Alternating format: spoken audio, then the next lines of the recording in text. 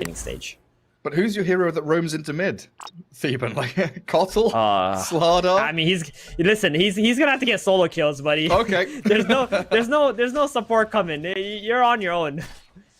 He's being ditched by his squad. And then up at top, of course, the Kotl with this Legion Commander against a Troll and Jakiro. It feels like Troll's going to be just free farming pretty happily up there for MNZ. Oh, come on. Frank, yeah, Frank drops the XD. Yeah. Yeah, it looks like we want Is to it time for a remake? Oh, they're asking for a remake. Interesting. Oh, that would be good for me because I didn't get to be in the remake of the lobby. Oh yeah, I'm watching from the feed. Yeah, because I went to walk the doggo and I come back and I'm like kicked out of the lobby. I'm like, what happened? Oh, they remade the lobby. Had to remake the lobby a couple of times, I think. Trying to find that server. So that's you know that'll be a buff for me, but I don't think the teams would want to remake unless everybody's lagging. Yeah, I think everyone's having the issues. And Mr. Choco's in there in the old chat as well talking. I need a stat. Has there been a single South American game without a pause? I need to know. I need to know. I know there's European games that occur without a single pause. Yeah. Which is amazing. But something about North America and South America is always a pause. I'm trying to think. I feel like maybe we've had one we've seen recently, but very, very often we do have that pause at the start of the game to kind of settle down the lag. And, you know, it's a nice time to reflect on your draft and think about where you're heading with the game. You know, a bit of... Oh, wow, Gary. Get to see your beautiful face now instead of that pause screen. Wonderful. Player has paused the game, but no, now we've got... Yeah, someone... I think someone was asking about... before. I have a very important question for you first, before you go on. Go ahead. Someone was asking about the products that you use in your hair. Can you let us know about that? Yep. Nothing. I use no product in my hair. Oh, it is just magical, thick and luscious. No, but I guess the only thing I do is, like, I don't wash my hair every day. Oh, well, we're back underway. We can not talk about my beauty routine and watch some Dota 2. I didn't know it was a good place to stop. You don't wash your hair. All right. No, I only wash my hair maybe 2 times a week. Because I find that with my hair, if I wash it more than that, it goes real dry and fuzzy. Gotcha. Now we can focus on the Dota. What everybody's actually here for. Oh yeah, and hopefully we don't have players lagging. So this troll. This is a very interesting lane. You got the Legion Commander with the heal against the dual breath, which is quite annoying. For some reason, every time I see a Jakiro being played, there's always a Legion on the other side, and the Jakiro just feels terrible. But the Troll Warlord is an amazing matchup against the Legion Commander, not only during the laning stage but throughout the game. So he's kind of balancing the weakness of the Jakiro here. That mid lane battle's getting real spicy. Viper's chasing the DP down. She's already spent all of her mana. The upground hit. What? Oh, they've got her. First blood. The solo kill that you wanted is there. Yeah, Mr. Jeans doing it. He got his big boy jeans on today. But Leo style, why did he turn around? I thought he was fine. Not entirely sure. Maybe he just wanted to trade away his life so he can come back into the lane with 4 resources. He already knows he messed up with the early heals. Oh, that might be it. Hey, maybe he knew he was already dead, so may as well die faster. Oh, comes back, full HP, full mana. Still halfway towards bottle though on the DP. As the Viper, it looks like it's going to be that Wraithband boots. And he did have Dragonlance queued up earlier on. Oh, top lane though. Troll Warlord's giving chase for the Legion, but she's actually skirted away from danger northwards. While Michael's Kotl, too speedy to try and latch on to here as MJZ and MNZ get illuminated. The turnaround, Mariano with a right-click hit, not quite enough. The Troll barely surviving, and Michael now, he's being burnt by the liquid fire. Magic Stick with another illuminate. The salve gets cancelled. Troll Warlord still alive though, but they've burnt through every bit of regen they had. I think he wishes he was dead, honestly. Because now he's gonna... Yeah, exactly. Because now look at Jakiro. Back. Jakiro's like, I am dead. Okay, that was a good play from the Jakiro. Because now he's gonna die, come back alive, bring a healing salve for the Troll Warlord. That was a very smart play. That was a very smart play from the Jakiro there. Meanwhile, bottom lane, the double stun pairing here, and it's onto the Slark. Angel, Fairy Fire, and the help of the Crush from Axel, and the help of the Centaur neutral camp. Stomps the Nyx in the Leshrac, allowing that Slark to slip away. The potency of this duo, though, Nyx and Lesh. Incredible amount of chain stuns and damage. Another Centaur stun, but this time going reverse, helping out the Dire team. Carapace comes, and Slardar just going to be able to bodyguard Angel for a few seconds, long enough to get him out. Yeah, they're doing decently well on that Slark's lane, at least in terms of farm. But the Leshrac, I think, will pull ahead as the lane progresses. Missing the misses Impale. stun. That was a sure kill on the side. Yeah, trying to get that Slark and Slardar in the lane. The two fishy boys dodging away from the stuns. Very slippery, you would say, Gary. Yeah, very true. They might kill off Slardar here. Oh, it's difficult when he's got the sprint. Backing up to that secondary bounty rune. Yeah, it doesn't allow the Nyx to get it. Oh, is that 3 bounties for Infamous side? They're gonna be happy Looks with like that. it. They're gonna need all the little wins they can get in this game, because once Thunder Predator starts rolling together, it's gonna be really hard to stop them. Yeah, an absolute bruiser of a draft from Thunder Predator. The DP has been slowed down, though, and that's one of the elements, one of the cogs in the machinery. They need to be able to pressure those towers early on. 16 last hits against the 31 with 16 denies on Viper. He's nearly level 7, while DP is level 5.5.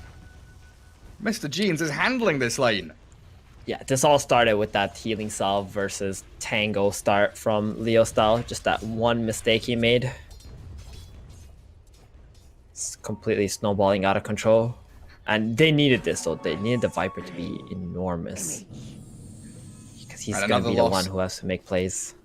Leo style misses out on the rune. Oof. He's a good got move level by- 6 now. That's true.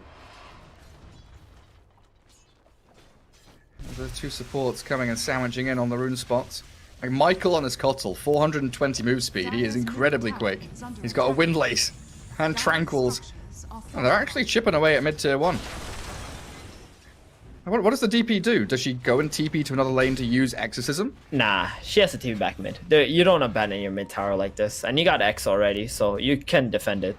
If they dive you, you pop the Exo, you get like a TP from your Nyx, maybe even the Troll Warlord tries to help you out. You get like 1 return kill on the Viper, the DP is back in the game. Yeah, fair enough. So It looks it's like they too will. early to make rotations right now, especially when you're behind. Try and catch up a bit more. Jakiro flapping his wings parallel with the Viper as they head up to the top lane. Troll Warlord pretty limited on mana. He can Oh, pop his Jakiro. wand. Oh boy. Yeah.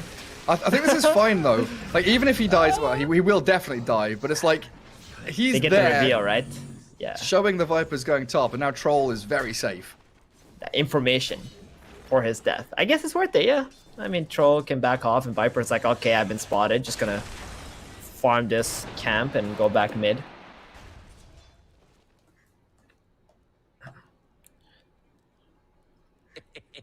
The lags. It hurts. I just want to play Dota 2. Yeah, and we want to just watch Dota too, but sometimes we can't have everything we want, Gary. Is there anything in this game that is like super ping reliant? Like Lesh stun, like chaining stuns as the Dire Nick team? stun, Yeah. Ice path, I guess. Yeah, I mean, Raiden got it easy. They just gotta click, click, click, and then your spells just go off. And Slark maybe with his pounce. That's a pretty annoying one.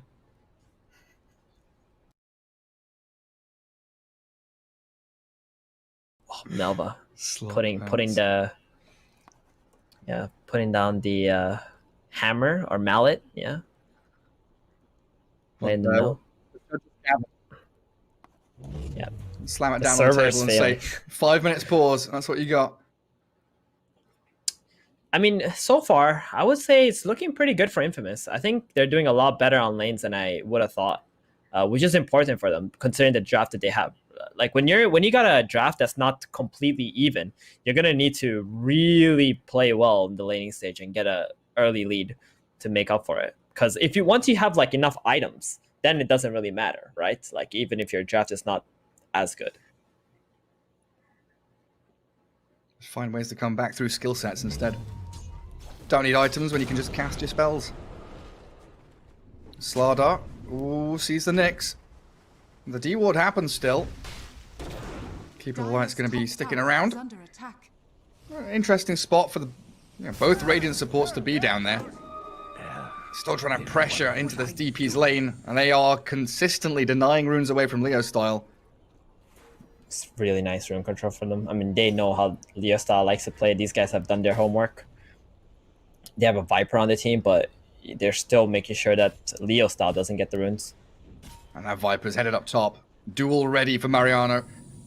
Mr. Jeans would love a pickoff up here. As the Dire supports have smoked from mid to mid. Slardar is like position 5 Slardar kill. You've got something. No one's going to react to this. Just let him die. Good kill, but the big win here is a troll avoids the gank. He gets out of top lane. And his map was looking real black as we saw just now. Another Slark has walked into a stun and the Pulse Nova's going. Troll Warlord is being dealt with by the Viper though. Nether Toxin down. Couple of poison attacks coming his way, and MNZ, he's got 3 wand, but that's not enough to pop him up to battle trance levels. He's dead. Oh. The Viper just TP's bottom and gets the troll gank anyway. It didn't work out top, but it worked out bottom lane. Leshrakt's gonna die too. Theban, they're all just bleeding out. This Slark is slaughtering them. The Vipers come in, helped out Angel, and Mr. Jeans with a double kill. Hey man, Mr. Jeans is popping off. He's doing it. This is exactly what Infamous needed from him, and he's doing a great job right now. And I mean, good rotation top, seeing the play bottom. They're going on the Slark, TP's in. Troll didn't have mana. Maybe a big miscalculation on his end to even try to hit back that Viper. Like you saw, he was trying to man up on the Viper when he was hitting the Leshract, but I think that was his mistake. And now getting his entire team killed off. And now he has made the ultimate carry decision. The troll has said, I am farming triangle. Please go out onto the lanes, my friends. Defend my honor. It looks like Thunder Predators are not going to be able to do any moves until this Death Prophet's exorcism is back up again. And when that is up, I would like to see them group up as 5 and take a tier 1 tower. Because they need to open up this map. Desperately, as soon as possible. Because we were saying that Slardar probably not going to get too much room to farm. He's not looking that bad. He's got Tranquils and other Wind Laces coming, and he's been given a bit of space, the last minute or so up in this top lane while everyone else is rotating. And they're giving him the Tome as well, get to level 6. I mean, this is all thanks to the Viper, right? Like this Viper, the mid lane winning that is just bleeding out to the silence of Thunder Predator. And I thought this was going to be a Leo style show, but it ain't. It ain't looking like the Leo style show. It's the Jeans show right now. Mr. Jeans off on that tier 1. Jakiro just TP'd out. Nothing he could do to defend it. And they will make a play in mid. And there's a good carapace with that Vendetta strike onto the Kotl. A duel though, turn around onto that next assassin with Mr. Jeans arriving. Not a win, but still a kill. And a kill he will take. Mega kill already now on the Viper. He's getting all the stops on pretty much every lane right now.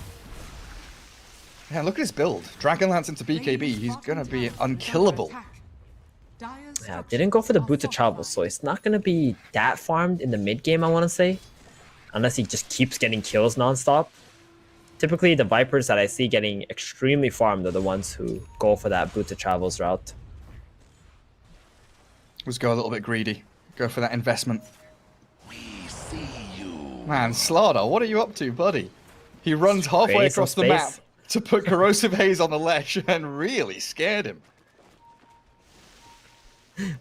Frank doesn't really want to put himself out of position with that haze on him.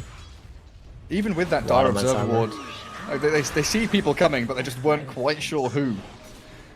MJZ just trying to bodyguard him right now.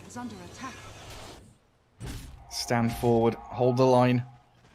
And again, Troll Warlord. Maelstrom's coming soon. Not too far off it. It's definitely an item he needs.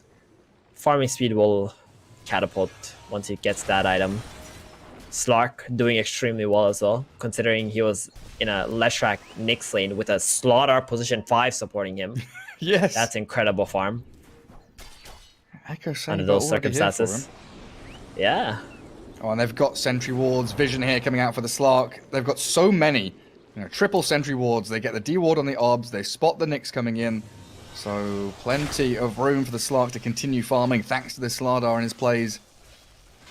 He's a rank 12 carry player. You know that he knows how to farm. And Thunder Predator, they're letting him do it. What's the Legion up to? It's been a pretty quiet one for Mariano. 0-1-1. Nearly blink. Yeah, it kind of feels like Infamous don't have any plans of making any noise right now, considering they're able to peacefully farm on 3 lanes. So, might be the reason why the Legion hasn't really been moving around too much. He's got all this free farm coming in for him. Baiting the Slardar in the mid lane now. He just runs up, takes a tower hit, puts Corrosive Haze on. 2 heroes smoked behind him, offering that threat of retribution if Thunder Predator make a move. So. Where are they heading though? Good question. Where are they heading? Kind of just chilling there right now. They're waiting for the counter initiation on the Jakiro, but again, Infamous, they're too comfortable farming. And this is deja vu. Or they get the Carapace on the Nether Toxin, Exorcism comes, Viper is down to half HP, but in comes the Blink Duel, catching Leo style under the tower, and he's gone. Lashrak's been slowed by the poison attacks, and Viper with Kotal up to high ground. They'll chase Frank down and shred him with that Slark. The Illuminate actually goes all the way through to the Jakiro, and the Nyx Assassin, the long-range attacks from the Viper, they're too much to handle! Wow. Mr. Jeans! He's pulled them apart! Mr. Jean's a god gamer right about now. Oh man, and his team was right behind him, ready for it. The Legion with the Dispel onto the Viper, just turn around, got the duel onto the DP, got the dual damage, the kill. Now the DP lost Exo and her mid tower. When she's alive, she can't really do anything but push out lanes. So that's going to be another 2 minutes of Thunder Predator playing passively on the map. At least Troll is happy. He's the only one on this Thunder Predator side who was able to continue doing his job. Yeah, happy as you can possibly be in this situation. Yeah. And a lot of lines being drawn on the map there. Everyone on this Dire team's like, guys, we've taken the bottom tier 1. Let's get into that jungle, reward, make sure the Slark's area of farm is limited, and get back a bit of land. Take our land back to these aggressors. Yeah, Infamous has just been in the right place at the right time this entire game, I feel like. And that's a sign of a good team, right? Like, if you're able to read the movements of your opponent and be ready to counter, like, whatever happened to the Viper just now, that's great. I have high hopes for this team right now. And, their Sark player is really good. He's probably played in these situations multiple times. Thunder Predator, though, these guys are the more experienced team. We know what they're capable of. You got a lot of people having them as one of the top 2 teams of Division 1.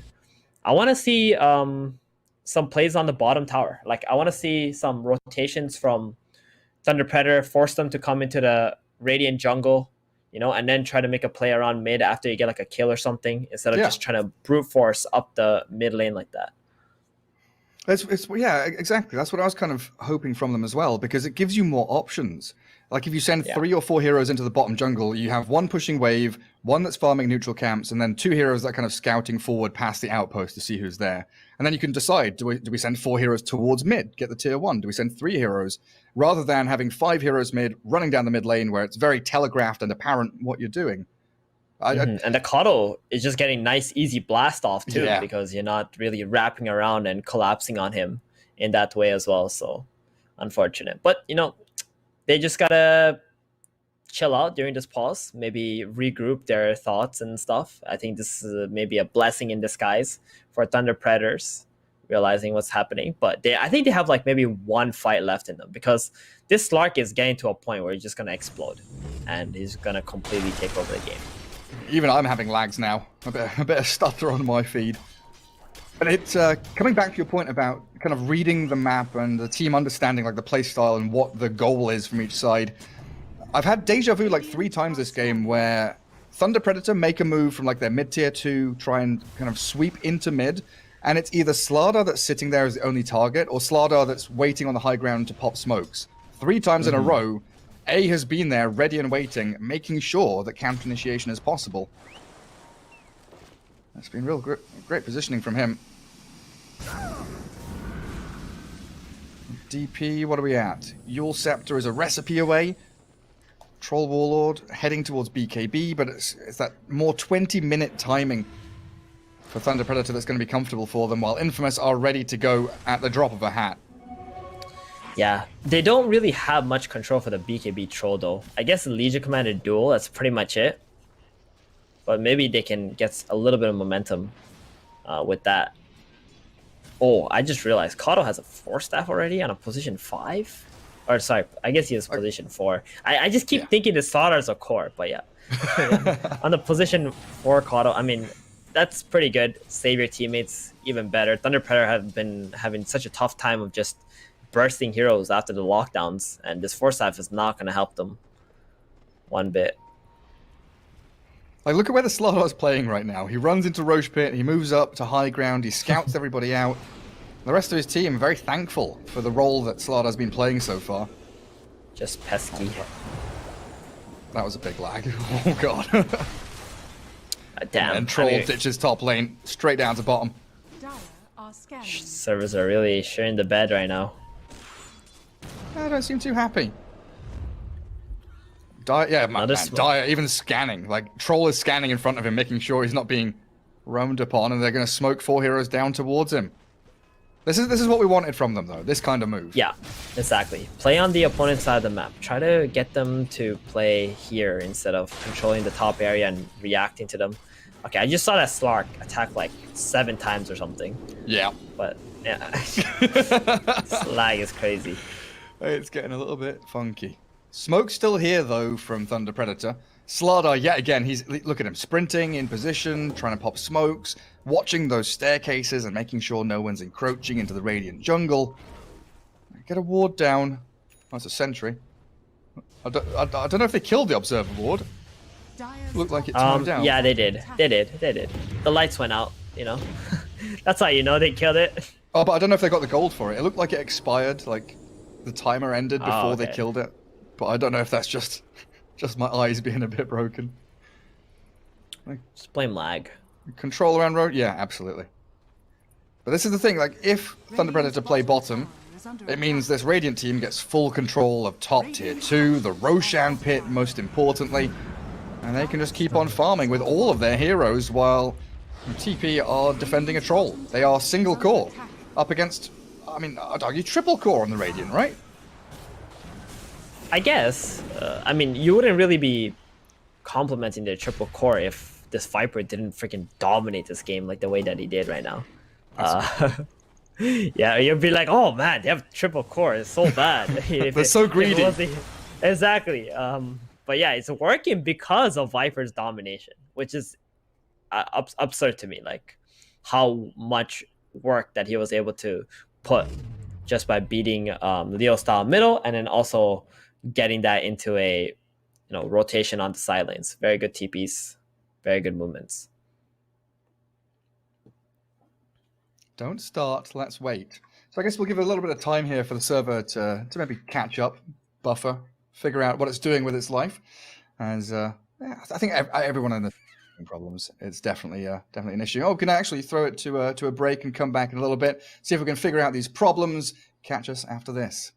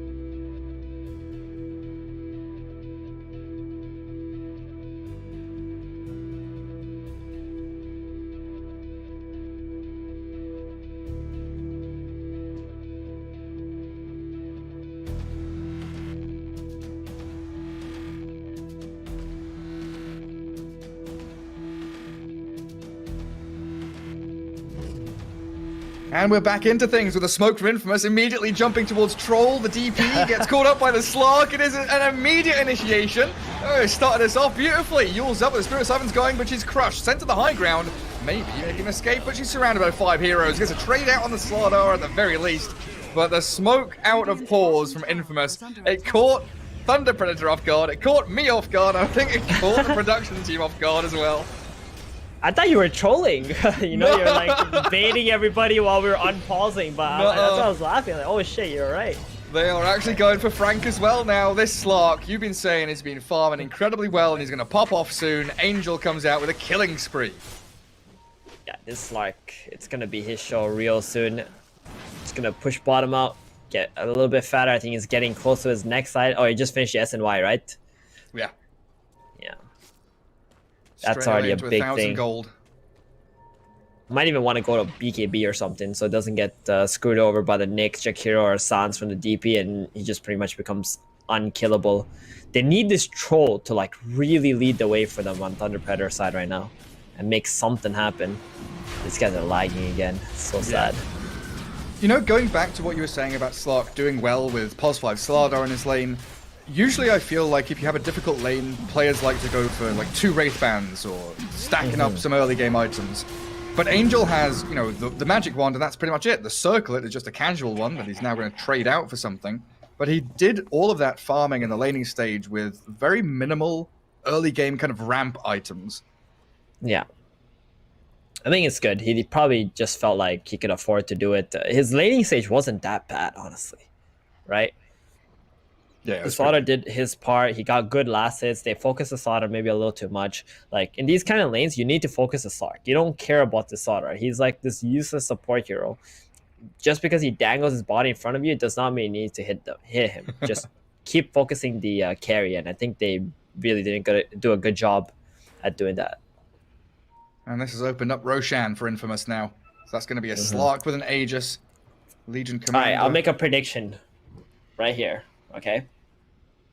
I'm getting in the minds of Thunder Predator.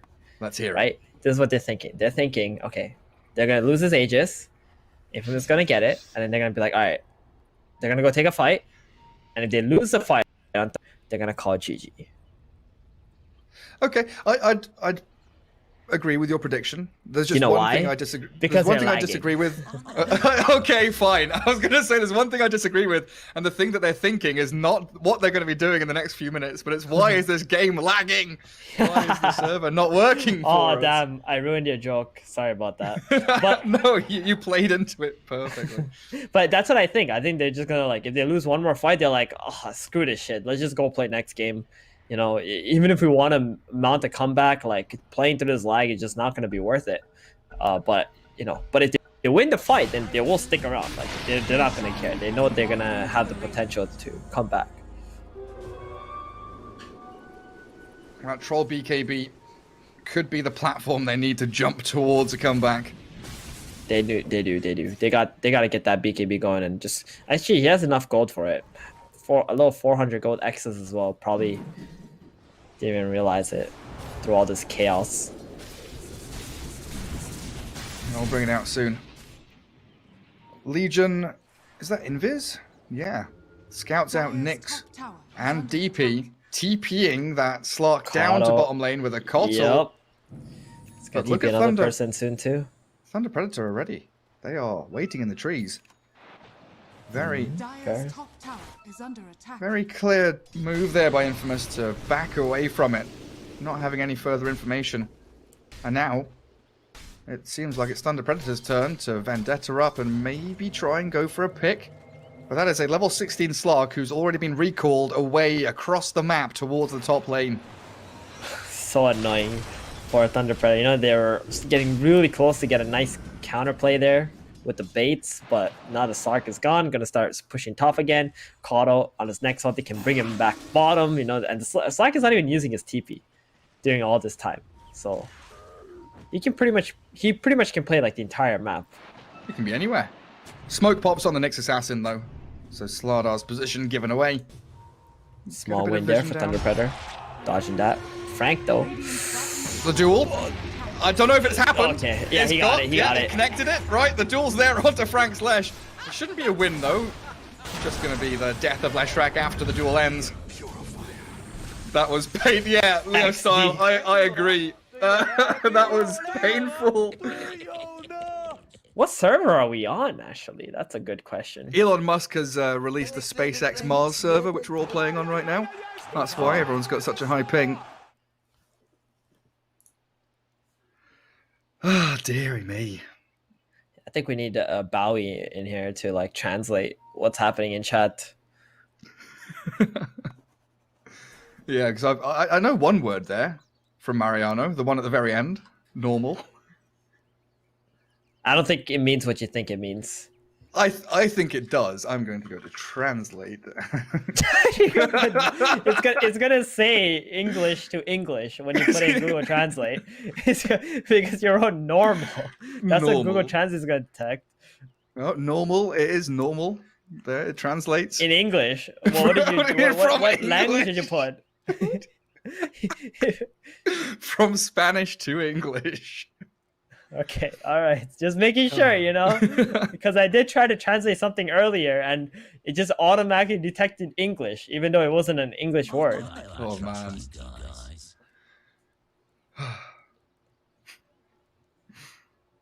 I just don't know what they can do. I think you're honestly right. Like, you're behind 8K. You know this game is snowballing away from you. Your like final chances are going to be around this Troll BKB and perfect initiations from the Nyx Assassin.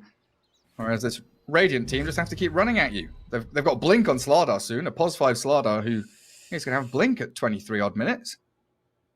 Yeah, I mean, that's a good timing. I did not expect him to even have a blink at all in this game. I thought he was going to just like feed away. You know, this DP was just going to run around with the EXO, take all the towers with the Leshrac as well. And they were going to have a real clean game. But I hate to say it, but, you know, Leo Style was supposed to take over this game, and he did the complete opposite. He let the Viper take over the game. Just from like one or two mistakes in the laning stage, and now they're paying the huge price for it. It goes to show how important just like one lane can be, especially the mid lane. Yeah, just dominating it and coming into all the side lanes with that additional strength you've got. Away we go. Here we go. Back into it. Attempt number 12. 10, 12. Yeah, we're in double. I'm pretty sure we're in double digits now. Jakira's going to try and hold out. Macro fire down the incoming creep wave. And Slark has a Shadow Blade coming out to him now as well. Getting incredibly big. Slark must be sad that the Echo Saber doesn't build into the Silver Edge anymore. Exactly. That's one hero who's sad about that. Super, super sad. Do you think he goes Silver Edge? Is that worth it this game? I mean, he will eventually, if this goes late enough. Gonna have to upgrade that Shadow Blade, regardless, I guess. But he's bought it for the Shadow Blade now, rather than thinking I need a Silver Edge. Oh, he's gone on the Troll. Follow up from the Legion, the Blink Duel, too far away. Drums are popped, and off he goes. Troll's back to his high ground.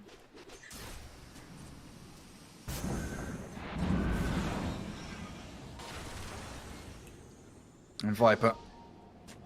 Hurricane Pike pretty much all done and dusted. He'll clear out that top wave, allow the push into both tier 2s, mid and top.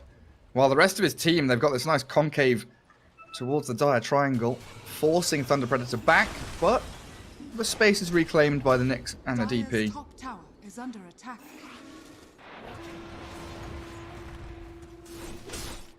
Still a long time on this Aegis, a minute and a half for the Slark to play around with. Dominoes toppling all over the map, the towers.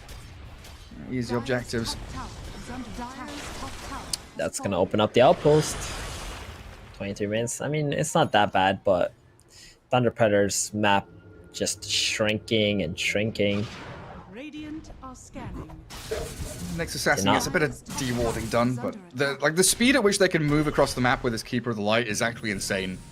Yeah, I'm telling you, like, this hero is an amazing hero. Like, once I don't think these guys have the time to really watch Europe Dota, but like that's like one of the best heroes there, and you can see the power of it. And this game is gonna also showcase its power. Like, not only is the hero good at bringing people around, but it can also scale very well because of how many lanes you're pushing as a support. Yeah. And without really spending too much time there either. So you're going to get some really key team items. And its late game is really good too with the Aghanims. Oh, top. Yule's up. Try and TP home. Nothing to cancel it, is there? So Lesh does get back to Fountain. But yeah, Kotal with a hero like Legion who likes to play the trees and hide in fog, especially in like the dead lane for extended periods or waiting for the blink duel moment. She's able to do that without wasting too much time because she can just be brought into a team fight when need be. Alright, desperation for Thunder Predator. This is a smoke that is do or die. They catch the Legion with the Yules, snap into action, but the blinding light pushes them all back, and Legion has Blade Mail up, heals decently with that Chakra Magic coming. She tries, but no press the attack as Slark trades back onto Frank's Lesh. Troll Warlord crushed up. The two-man hit in from A. Slardar's made a nice little play there as this Slark is just running rampant into the back line, slips out very quickly. And they do get a 2-for-1 trade out on that Legion commander in the dire triangle. Viper not actually clicking the BKB and killing off the Nyx Assassins, letting himself get Spike Carapace. I think that fight could have been better even for Infamous, but Thunder Predator losing 2 for the Legion. I mean, they used the Exo too. They're not going to be too happy about that. Oh man, Slardar in again. He's bought this blink, and he is doing wonders with it. Slark is silenced, There's so no the ulti on Slark. is doing so much damage here. Mr. Jeans just stands his ground and pummels into the troll. Mana burn from Nyx. I mean, it's taken the Viper low, but Leo style, he is just slaughtered by the Slark. Trapped inside the ice path. Leo style's still going, but they've got the blink crush, and Viper does die in the end. I don't know how it happened, but it did, believe me. Viper has fallen. That's a big kill too for Leo Style. He's got a nice chunk of gold there. And they don't get the Slark kill while his ulti was on cooldown. Oh, and Slark is straight back in. Shadow Dance is up. That ulti you were calling for, it comes now and finds Frank, MJZ. Even inside the Macropire, the Slark is going wild and the Chakra Magic helps against the mana burn tremendously. A doesn't have a crush, so he blinks and slides around. Moose will get back into his base, but 4 heroes traded out for 1, all things considered. Infamous still in the driving seat. Do you think they even have a chance of getting out of the driver's seat? Doesn't really look like it the way that things are going right now. Well, maybe they're not wearing the seatbelt. That's true. That's true. I mean, we've seen in South American Dota some crazy stuff happening, so... Go drifting into the potential of fountain. Yep. Crash into your opponents all the way in their base. Or even fighting after your hero's dead. Your teammate's dead. That could be Fighting something that happens. I think with this lag in this server, fighting after your hero's dead is actually something that's possible. You're dead on your screen, but you're not really. You're still alive. Nyx Assassin. Under a Radiant Sentry. Doesn't go for anything, but Slark might. Shadow Blades. Waddles forward, frame by frame, pixel by pixel. We'll see the Slark moving. But Nyx Assassin sees him with a sentry ward of his own. Yeah, we're playing Tetris at this point. Do we have the rights like, to play the Tetris music? I'm not even like at a fast speed, you know? This is like half speed Tetris. Boop. That's what it feels like. Boop. Nyx Assassin with a jump on Slark. That's a good strike with the stuns they've got, chaining him and holding him in place, but he's tanky and the Will-O-Wisp comes, gets off his Shadow Dance and the 3-man crush. A is in there with a great counter initiation. They've forced a duel on a weird target though. And Legion Commander gets annihilated by the Troll. Thunder Predator with a comeback play. Troll gets the Legion and the Slardar, and they've got a Yules on the Viper now as well. Mr. Jeans, what's happened to you? He's been isolated, there's no one to help him. There's no backup You didn't coming. think we could be? The Viper's He's gonna dead. die No TP. 2 times in a row. Yikes. This is it. This is where they start to fall off, I guess. I mean, he didn't click BKB before he TP'd out. You know, I mean, if you're lagging this bad, your brain might be lagging too. So it's very, very high potential of that. Yeah, maybe just expected the ability of Slark to maybe come back in. Angel. Shadowblade wears out in about 2 seconds. Yeah, he goes for the TP. He's gotta get out. So now we're reliant on this, you know, Exorcism getting popped and A-clicking into your opponents. Troll Warlord, you know, he pops BKB Battle Trance, just A-click into your opponents. We did talk about ease of execution when this draft ended and the game started, and we thought Infamous a bit more difficult to get off the ground and actually play these team fights, whereas Thunder Predator, they can just move as a squad. Yeah, and I think that initiation onto the Slark earlier was really nice, right? Like just forcing him to pop the BKB and all his skills off right away. Infamous just forced to bring the heroes all over the map into the Slark area to help him out. Like that's what they gotta keep doing on Thunder Predator. They gotta get these guys that are playing alone and force Infamous to slowly gravitate towards that hero and make them out of position or take team fights that they don't want to take. Slowly, the key word, as this game one of a best of three has definitely been 29 minutes of gameplay, and I'm sure we've been here for about an hour and a half. I think so. I think it's been an hour already, like since this game actually started. I mean, I feel bad for the players, though. You know, like their focus constantly getting stopped, and they can't like get that flow going. And this definitely hurts Infamous the most because they're the ones who want to play aggressively. They're the ones who want to make a lot of clean plays and keep pressuring Thunder Predators before they can even react to that pressure. So. Yeah, my giggles and laughs, they're not through hilarity or fun. It is pain. All I feel is pain right now, and my response is to try and chuckle and laugh it off, but my god, I can feel it. I can feel it. Viper dead for 11. Again, a bit of drawing on the map from the Jakiro. Maybe telling Troll to bugger off out of the bot lane and back into his triangle. I think again. Let's go. You know, these players, they would rather play with like 160 ping than play with this kind of packet loss. Yeah. Yeah. Ping is always just way better than packet loss. Packet loss is unbearable. It is real awful. Smardo, invisible. Damn, Holding I just hands. saw Leshrax items. 30 minutes in. Oof. Yikes. That is not a lot. Yeah, below the Kotl in net worth now. Keeper of the Light with Ag's full staff. Going into Aetherlens. Shard coming. Shard at 30 minutes daytime. Get that healing going. That's going to be nice for the Viper. I mean, speaking of Viper, you've seen his net worth or his gold has really like halted a lot. And this is one of the problems with that Power Treads build. You're so slow to getting from camp to camp, wave to wave. And you're also trying to not clash with the Slark's farm. And that's hard to do when you got Power Treads. You don't have that ability to just TP to a creep wave, have that extra movement speed. Yeah, especially without, like thinking back to old Viper builds. Maelstrom was a big one when you went this kind of itemization with Dragonlance, Maelstrom. But obviously opting for the BKB, the Shivers, be a bit tankier in these extended engagements. As He also can't run away either with his build if they get on top of him. Has to stand. Thunder Predator smoke. It does force the Radiant away from this jungle, and everyone's prepping for the next Roshan in 15 seconds. So we can most certainly expect our next clash to be around the pit. And that's a troll with a haste as well in this next fight. So whoever he wants to stick on is going to be able to do it. Titan Sliver, Sanjanyasha, BKB, Maelstrom. Troll starting to become untouchable. Slark, Shadowblade. Wandering forward with a smoke to back him up. They do see the Nyx Assassin under the sentry. And I think they've also caught a glimpse of this Leshrac behind the Troll, so they try the blink the duel. There it is, the grab on Frank. Ice Path's good though, with the Macropyre and the two-man stun. Nyx, he turns it back on them, and MNZ Troll is going wild on the Viper now.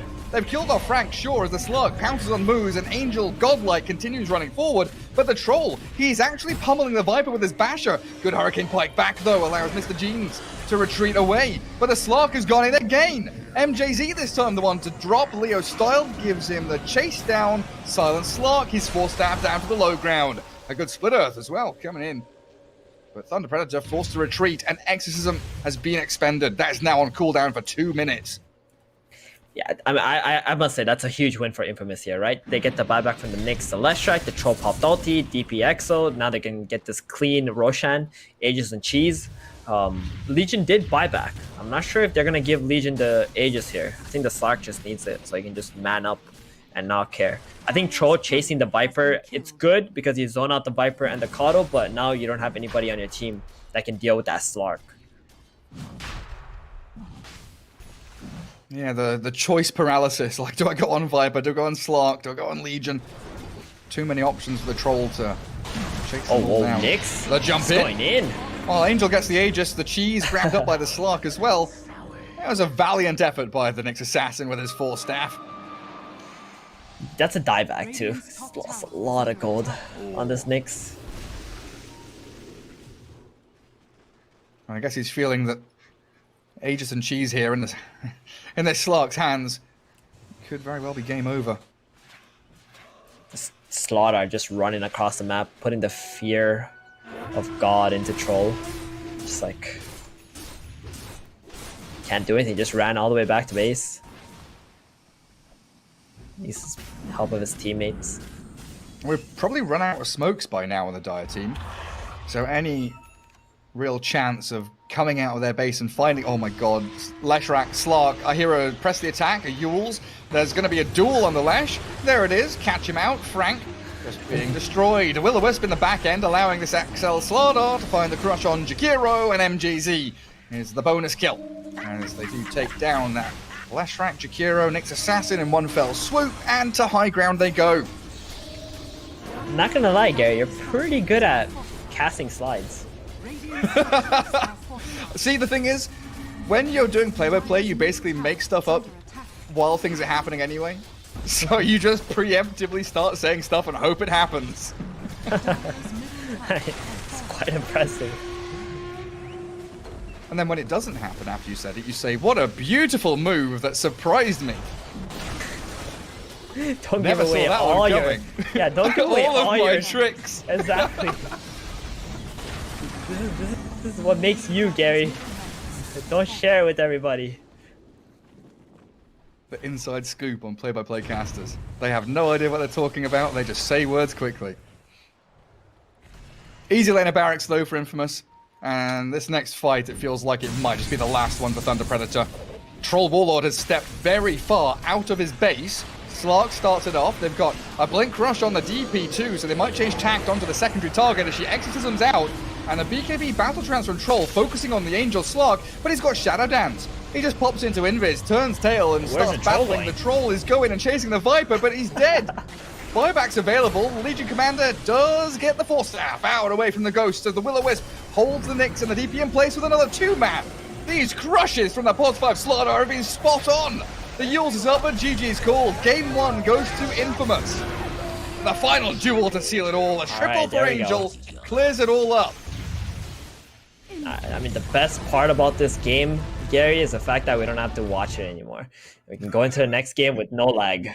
New server. Please. Please, Gabe Newell. Please, Valve. New server for Game 2. Infamous. That was rough for the teams. It really was. I mean, you know, shout outs to them for sticking through it, playing on. You know, Thunder Predator, genuinely, you know, jokes aside, thought they were done and dusted, but they had a couple of good comeback attempts. Theban, I think it's time to jump to a break and return with the panel. Game 2 coming up soon.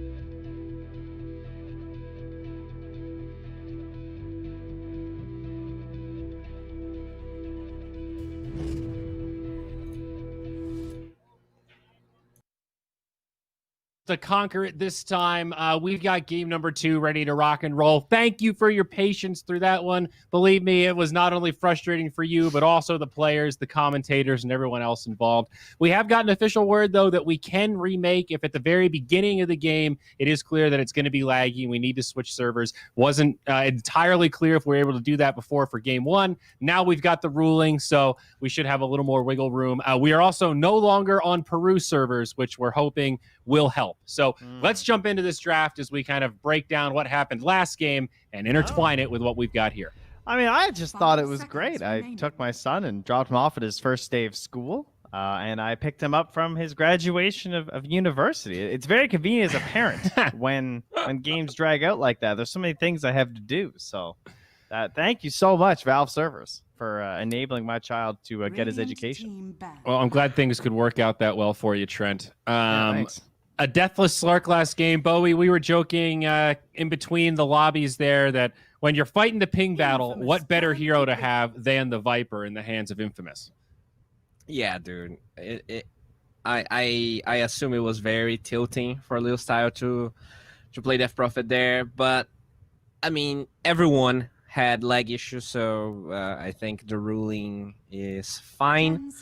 That said, I really feel like the Slark had a really good game overall. Infamous, the fact that mid ended up going so poorly for Thunder Predator meant that they just couldn't group up ever. And I mean, I'm not even sure if talking about that game actually means anything, because it's such a Such a weird throwaway, dude. I mean, Yeah. I think Infamous were gonna win that game. I mean, yes, of course, we saw signs of Thunder Predator making the comeback, which is a little bit unfortunate because maybe they could have performed better. But I do agree with the idea that the execution was kind of more important. Like, there was a timer for Infamous, so Yeah. it's just impossible to judge either way.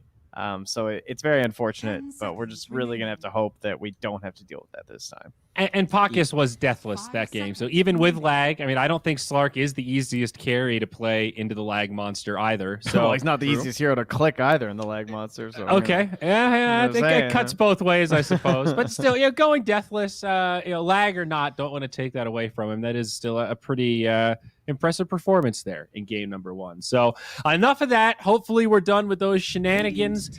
We got a Nyx Assassin, we got a Shadow Shaman, and now right back to the Mars.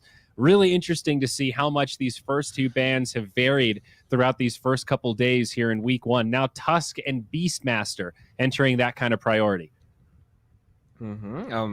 Quite surprised that not only Infamous got Nyx, they got Mars, but Thunder Predator picked Shaman into the Nyx. Yes, I mean, Shaman does a lot, and I just feel like Nyx Assassin loves these squishy intelligence supports, and it might be a pretty hard game for him. Yeah, you're not wrong. I wonder why they didn't go for like some of these other heroes we've heard of. Like the Rubik seems to be pretty good versus the Nyx in terms of if you want something like a Shadow Shaman, like a range support that early on, just because you can like telekinesis and then combo out of that to try and deny the Carapace. It's weird. Like, I love playing Shadow Shaman in pubs, but every time I see it in a competitive game, it definitely doesn't feel that good. In that game, though, they did have a Shadow Shaman Grimstroke, I think, so you have a 4 and a 5 that are super squishy. I do like the Undying more here, because you do get that beefy boy, and you also have so many units doing damage. If we get lag in this game, I'm pretty sure we're gonna go to like negative FPS or something, because we're gonna have wards. We're gonna might have the Mars Aghanim Scepter with the soldiers. You have zombies, tons of units. Yeah, I mean, I'm sure Infamous are maybe thinking about the Phoenix to pair with that Mars, but hey, there's one more for Thunder Predator, right? You just go for all of these different units in the field, so it's chaos. You don't know what to click on. Do we kill the Tombstone? Do we kill these wards? 10 seconds. We've seen it before. I think it's CK Eggs. I'm a little surprised they still ban the Nature's Prophet when they have the Mars. That's how much they value that pick versus the Undying in terms of like making that a rather useless hero. Because like no one wants to lane Mars into Undying, so I guess it makes sense because that's like the go-to hero that causes Mars to like need to have waves grab for him or something. But I mean, you have Nyx, so it's not that big of a deal. I feel like Nyx and Earth Spirit are probably the 2 best 4s at doing it these days. Yeah, you did mention the Earth Spirit here. I guess you're probably not gonna see it because I'm assuming Nyx is a 4 here, and Shaman is the 4 on Thunder Predator. So that hero is showing a lot, but it looks like both teams here don't really value him that much. Do you think Puck is too little damage if you go with it on the Mars? Like, with how Puck is built these days, is it fine having Mars and Puck on the same team? It's like a little redundant in some ways because like the arena and the coil don't have very good synergy. At the same time, though, the spear and the coil does have good synergy. Yeah, and I feel like the damage might not be the greatest, but there's a lot of value on. I think we did talk about silence against heroes like Shadow Shaman, Witch Doctor. I wouldn't mind having Puck, especially when you already have the Nyx. Yeah, you are into the Hex. Like you have one support with great lockdown and one support with no lockdown. So, the Mirana is also still in, who we've talked a lot about versus the Undying, but we've yet to really see core Mirana, so probably not that likely. I agree. Jug was pretty good for Thunder Predator. A dynamic of like Puck Mars, even if dropping the ults together isn't the most synergistic, it's nice to have multiple options in the team fight. It's often messy, right? It's not that clean 5v5 that you want. So I'm into it. I might be just biased because I like Puck in general, though. Oh, it's just such a strong hero right now, for sure. Yeah. Much like anything mobile. A lot of position ones still in this draft. I think that's what's standing out to me. Ricky's been removed. Now we get the Lycan and Ursa taken out, but pretty much pick of the litter when it comes to ones, and that has not been the case in a lot of these drafts. Yeah, it's very true. They're taking their time here with this last ban. What did you mention Snapfire earlier, actually, and that made me think, like, there could be games for Snapfire still. Like Undying and Shadow Shaman, that's pretty tempting. Yeah, is she really that bad? We haven't seen her played at all. And I feel like the hero still has some options. I don't feel like she's that bad. I was actually looking at my notes here because one of these two, I think it's actually Mr. Jeans. He does play mid Snapfire from time to time. So he actually Recently? had 2 games. In pubs, yes. Okay. Okay, Still now surprising, Tide. considering Did you how talk much about she got Tide? dropped. They do have that break, though. On the rise. True. Nyx, some good options against the Tide Hunter. Yeah, it used to be seen as pretty unrealistic to even get a use of the break a lot of the times, but with the shard, like, it's very possible. 5 seconds remaining. Yeah. I'm trying to predict here what's left in the pool that Infamous wants, where like Tide Hunter is a counter, because there's no Beastmaster, there's no Lycan. What else here, makes Tide Hunter a good third pick in this game? Usually saving supports, so like oracles and stuff. I always think of like people who don't have the greatest range, like the Ravage can kind of cover everything. I like Tide versus those heroes, but as you're saying, it's like nothing really screams we need Tide here.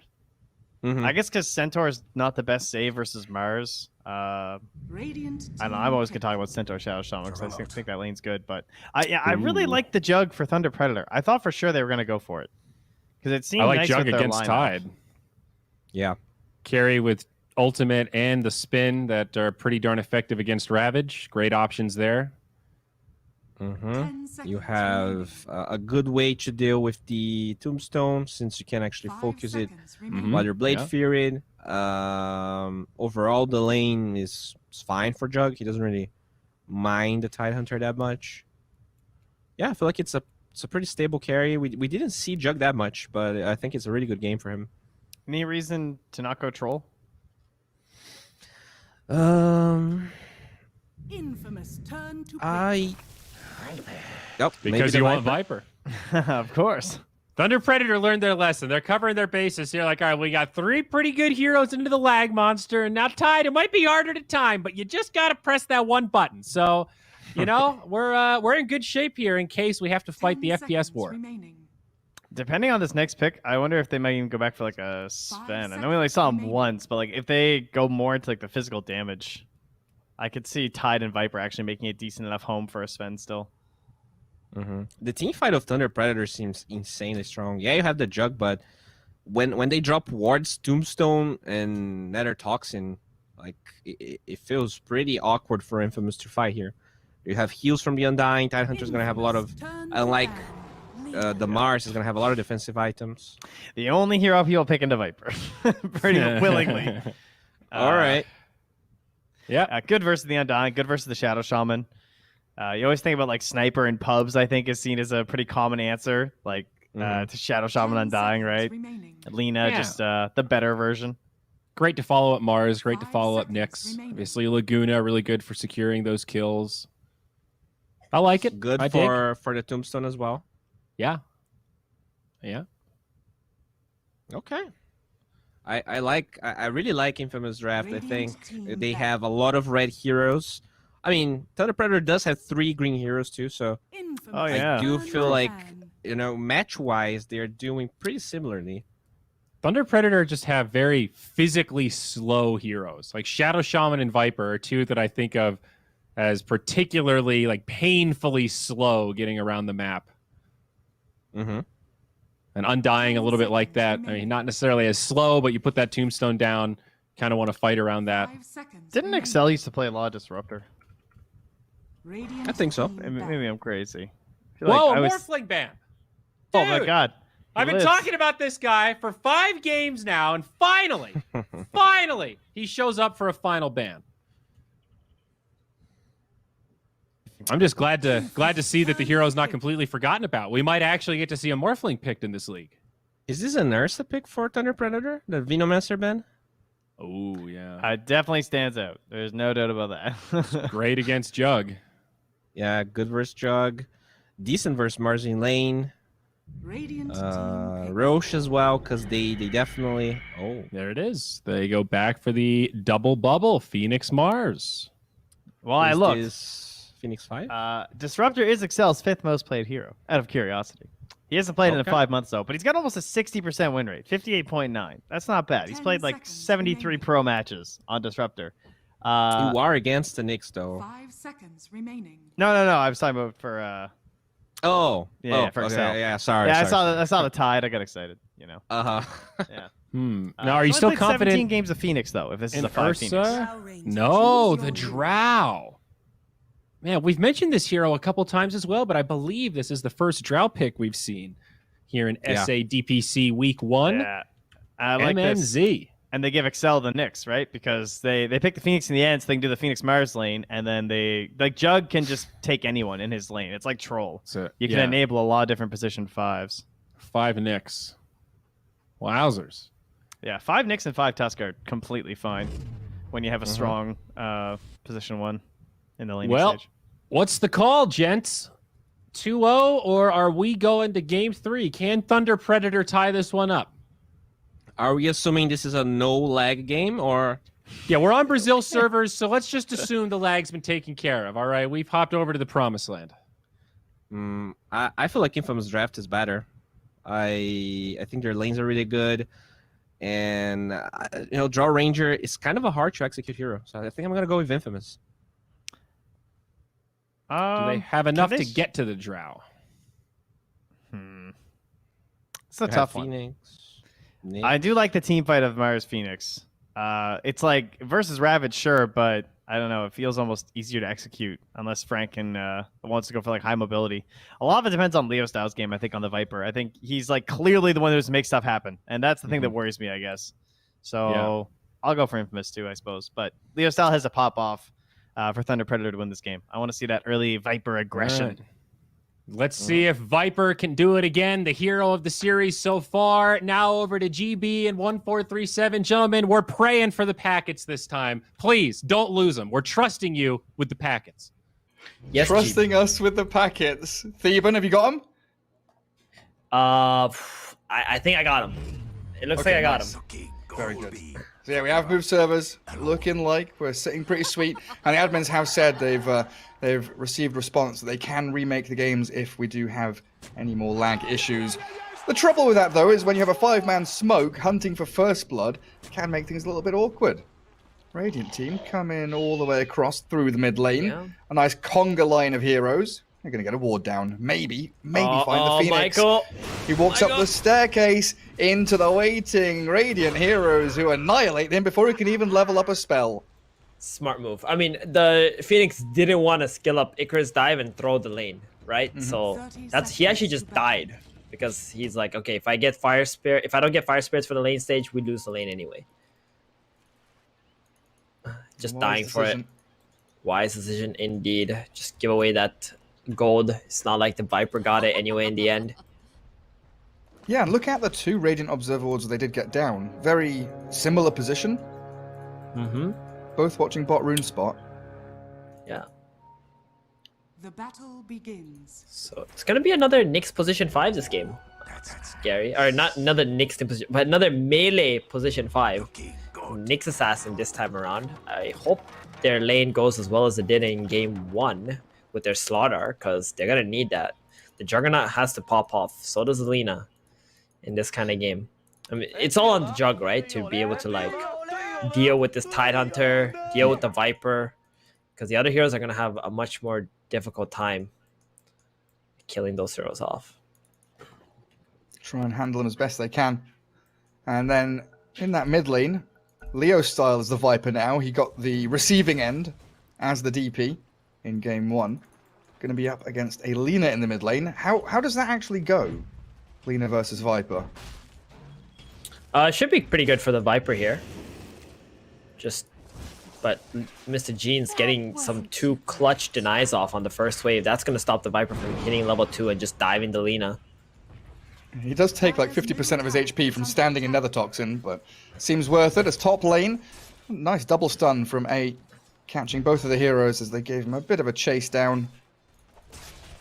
Nothing comes of it though, and Nyx Assassin, one of those heroes with pretty substantial early regen, has a buckler to try and deal with any physical right clicks coming from the Shadow Shaman as well. Mariano bottom. Frost arrows, slowing him down on the walk back. Good decay as well. This is where we're going to see most of the action, I believe. It's a very hard lane for the Phoenix and the Mars, fighting into the Undying. 2 strength heroes. Mars doesn't really have any, DPS or something you can put onto the Undying, help the Phoenix with. Has to commit these big spears or God's Rebuke onto the Undying, which is not comfortable for him. And Drow, that's like so difficult for the laning stage at least. Later on though, Mars is quite good against the Jaw Ranger. Yeah, because right now you have no way to really get on top of her, and that range advantage she has, of course, always going to be good against these melee offlaners. But once you get your blink, you'll be pretty happy. We saw in that top lane, this Shadow Shaman with Ether Shock level 1 has been doing a pretty good job harassing back both Jug and Nyx, and you can see that reflected in the CS of Frank versus Angel. 8-1 for the Tide. Juggernaut trying to catch up little by little. Every time I look at that bottom lane, something's happening. Like Mars just speared the Undying back. While mid lane seems like a pretty boring farm trade between Lina and Viper for now. Yeah, Viper's got the wave on his hill though, so this is where Lina is going to feel a little bit uncomfortable and just has to get what she can. Now Michael Phoenix tracked back by that Undying. Yeah, Viper just throwing Nether Toxins around. And going on the Mars again, chipping away at him, force him out away from that creep wave. And an early level in Bulwark as well means that he doesn't have that spear plus God's Rebuke like you were mentioning to actually have a bit of burst damage in the lane.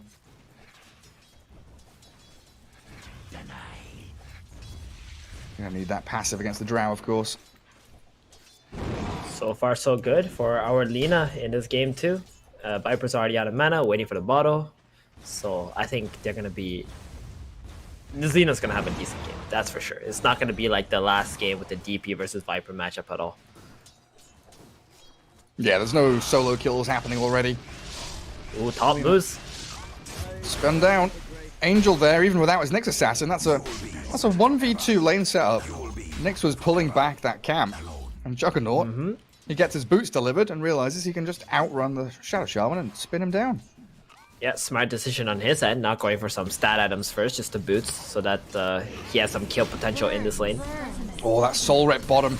And with the multi-shot, they find the Mars on his way back. Deadly lane, man. Draw Ranger versus Undying.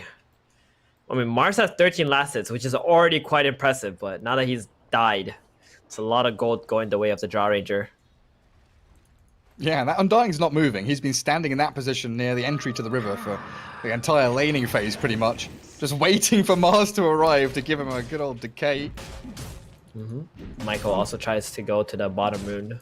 Maybe get that away from the Viper, but this rune spawn top. I mean, he already feels kind of useless on this Phoenix. Yeah, it's not been great for him. It is before the bottle arrives, though, so Leo Style wasn't able to refill. At least a small victory there for the Dire. Thunder Predator still trying to edge an advantage in that top spot. They were running across to the Nyx to stop him from pulling. And now they have control of this wave and a lot of damage onto Angel. Shadow Shaman, does he get in range for the final touch? It's long. Got him. Got him. Juggernaut. Thought he could stick around in there, but against level 2 Anchor Smash and the Shadow Shaman damage. I mean, this Jug is actually not having a good lane apart from that kill he got on the Shaman. I mean, I guess that goes without saying, considering his position 5 is a Nyx assassin. Damn pesky bug heroes. Oh, bottom runes. Undying. He has come in here and stolen 2 of them. Lena wants to make him pay, but this is a pretty lengthy rotation. He's popping stick, he's turning with decays, he's got a fairy fire if he really wants to buy even, yeah, he does, buy even more time, dragging these heroes all the way to their tier 3. And no refill for the Lina either. I mean, that's a pretty big win. Like, getting 2 bounty runes away from your opponent for 1 death on a position 5 Undying. Yeah, we take those, Scary. We take those. Oh, value. Super value. That also means that Drow Ranger left alone in a 1v1 against Mars, while Phoenix has to TP mid to refill that Lina's bottle. Dire's structures are fortified. And now this next power rune, that's a big deal. Middle. We're going to see some action, maybe. The rune is top. Shadow Shaman has it all locked up. Nyx Assassin doesn't have mana for a stun, so he just grabs the regen, runs around. I don't think Moose realized the Nyx is out of mana there. He probably could have just run southwards. Oh, man. Yeah, he had no idea. He didn't click on him. He could have just ran up the hill and ran away. Oh, Nyx just using his body. The threat of the stun, even if he doesn't have mana for it. Worth every cent. And he'll come back up top as well, as Tidehunter is starting to really become a nuisance. The longer this lane goes, the harder it becomes for the Juggernaut. Honestly, his Omni Slash can kill Tide, but that's like really late into the game. At this point, if you don't shut the Tidehunter down on the earlier levels, then you're not gonna have enough momentum with your Jug to kill him when you're 6. Like, this Tide is actually just unkillable at this point in the game. You would have to bring the Mars up here to kill him with level 6. Yeah. Do you think it changes the item plan of the Juggernaut at all, like depending how this lane has gone? You know, if it had gone better, would he have Battle Fury queued up instead of this Manta style? Maybe. Really not sure if Manta's even the right choice in this game. Like, does that help you fight? Does it help you do more damage? Probably doesn't. Nor does it help you farm. So, I don't know. This Juggernaut, if he goes Manta first, I think he's going to have very low net worth in this game. So might see a Maelstrom or something. That. Yeah, he needs something like that. Some accelerant, some steroid. Maelstrom, Mask of Madness, Battle Fury, one of those 3 items. Oh, smoke pops bottom. Drow's Courier. It just about gets over the trees, and that smoke doesn't allow them to collapse on the bottom lane as they would have wanted to. It's pretty good by Mariano's Mars. He actually dragged them pretty far up the lane. As mid, Viper's hasted. That is a carapace on the Nyx Assassin and a very swift TP home, allowing the dive and the Lina to come in and stun Leo style. The Laguna Blade into the raindrops, the Magic Wand and Bottle Charges allow the Viper to actually turn and fight. Phoenix doesn't have dive anymore, but it seems Leo style is respecting this Lina with her magic damage output. Smart decision on his end. Mariano really wants the Drow just about. Pixel perfect catch with the ulti. Onto the Drow with a spin. The Juggernaut has made the rotation and Undying. He'll try his damnedest to stay alive here. Maybe pop a stick, get another decay. But Mars and Juggernaut, they came down to clear up kills. Tide thinking about a Ravage onto the Jug. Angels backed up though by that Axel Nyx Assassin. Very good rotation from the Juggernaut as soon as the Mars hit 6, just making the play onto the Jaw Ranger, getting the kill on the carry. And now that the Titan at TP bottom, They don't really have anybody pushing top, and that means Zhao is gonna have to TP top lane. This actually gives a small window for Infamous to try and make a smoke and kill this Zhao. Like, this is the kind of information that you see from tier 1 teams, you know? You see the Thai TP bottom, they will already predict the Zhao to TP top, they will already preemptively smoke and get there, surprise the Zhao Ranger, get another kill on her.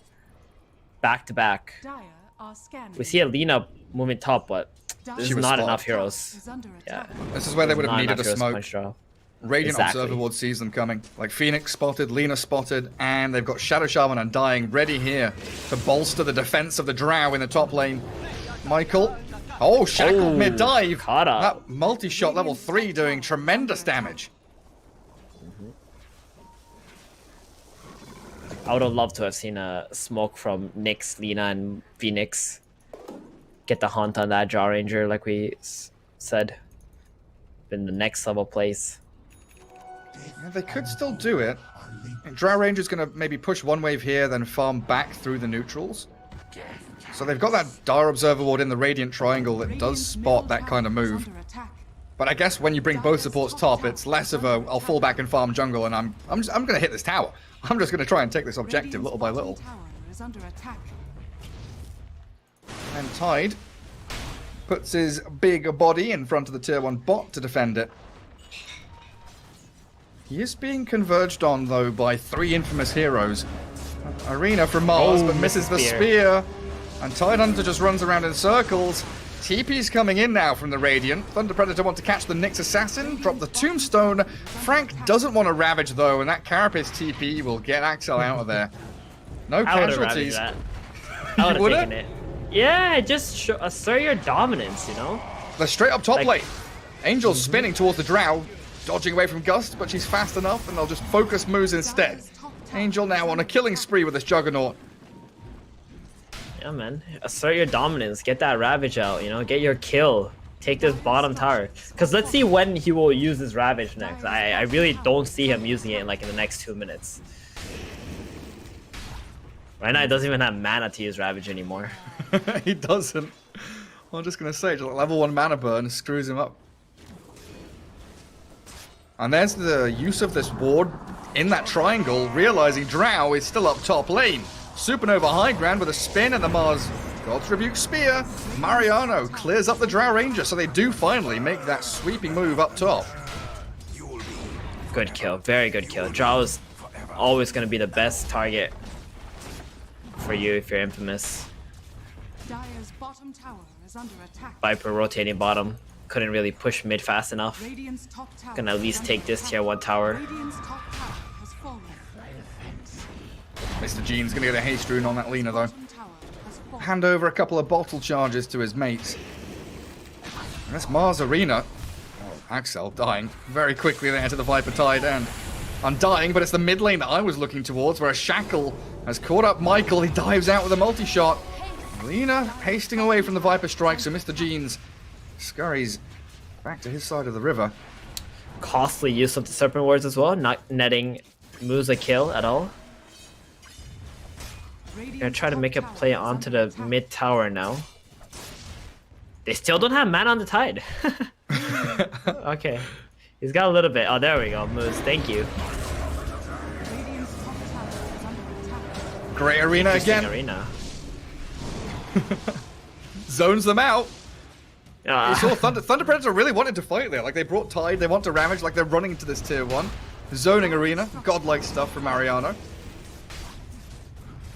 It's funny, because I was about to say he's used Arena, what, once bot, once top, and they've been, very well timed, very well placed, catching key targets.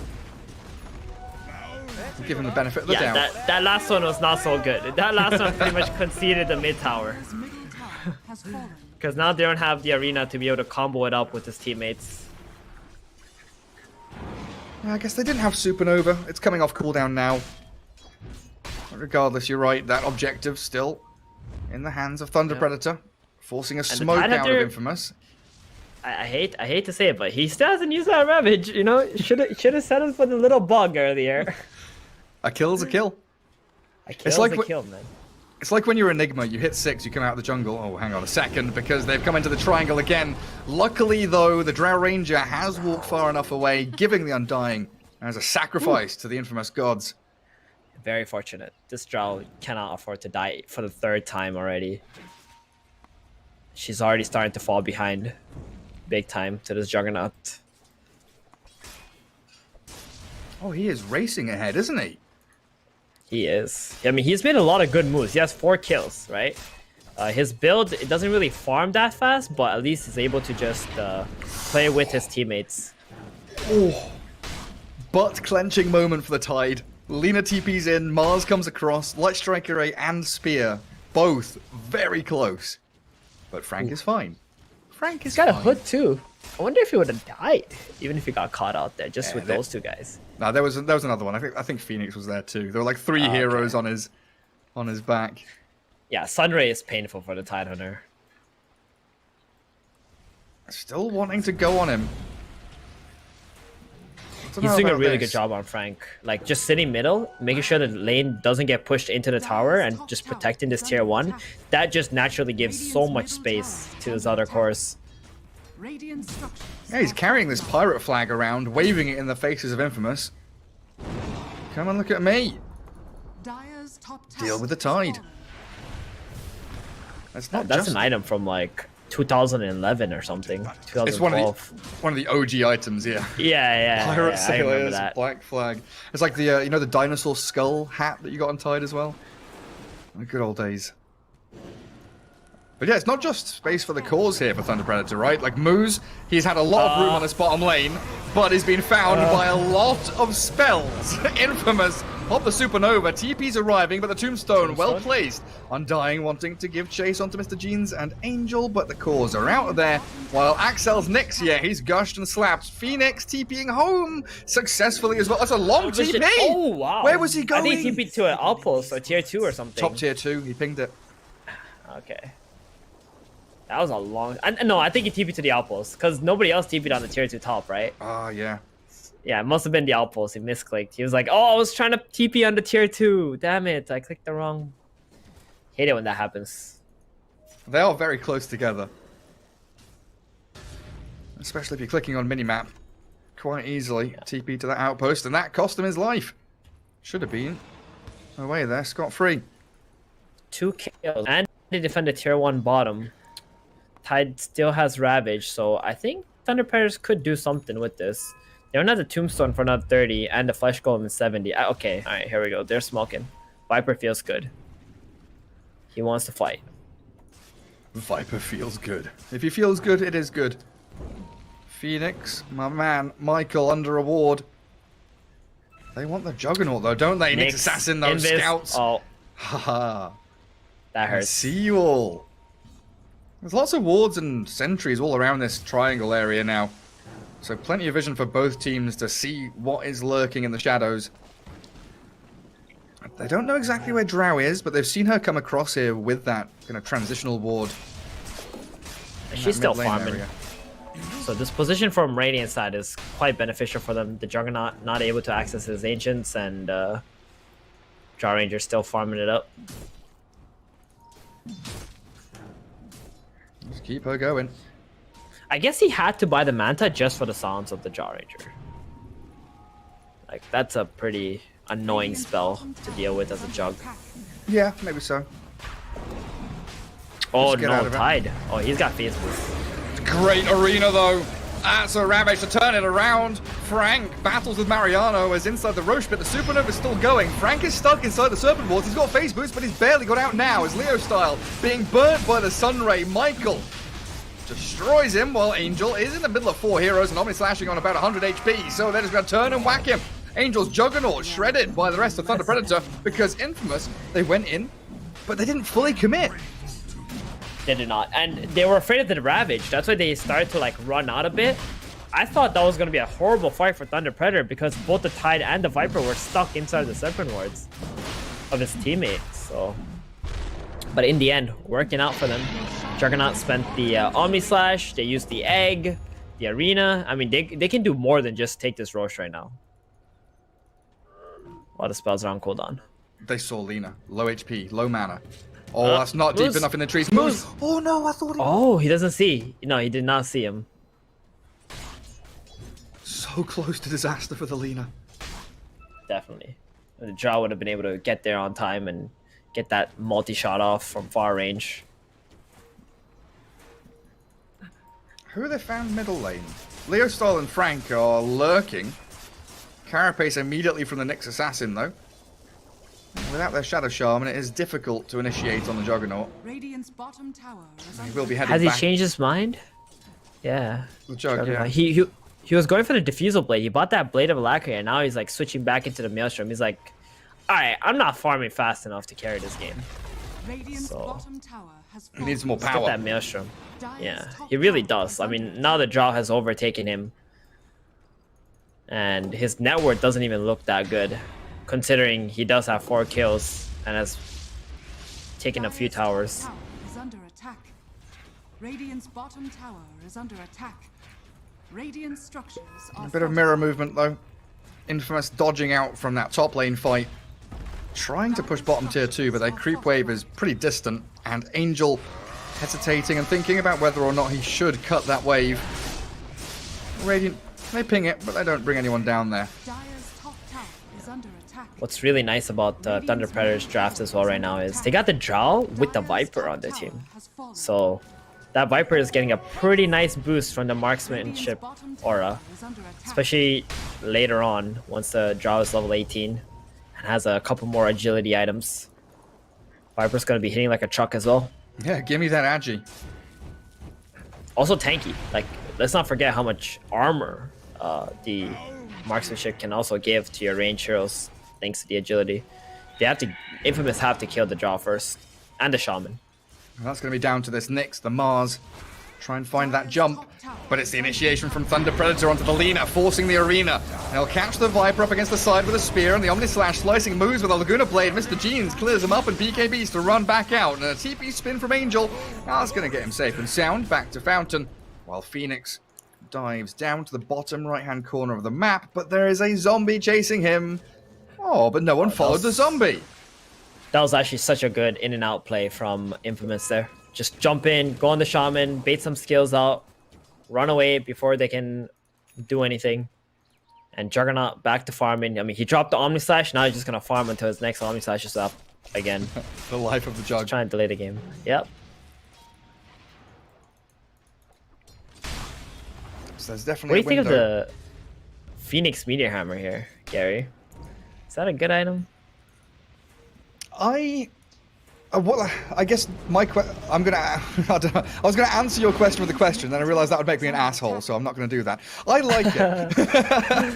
He takes the tier 1 mid, it's paid for itself. He's done. Oh, all right. all right. Yeah, that wasn't so bad. I was thinking he needed like a Yules this game against the Jaw Rangers Silence and then also the Shadow Shaman Shackles. Like, you need more heroes to be able to cancel those spells out too.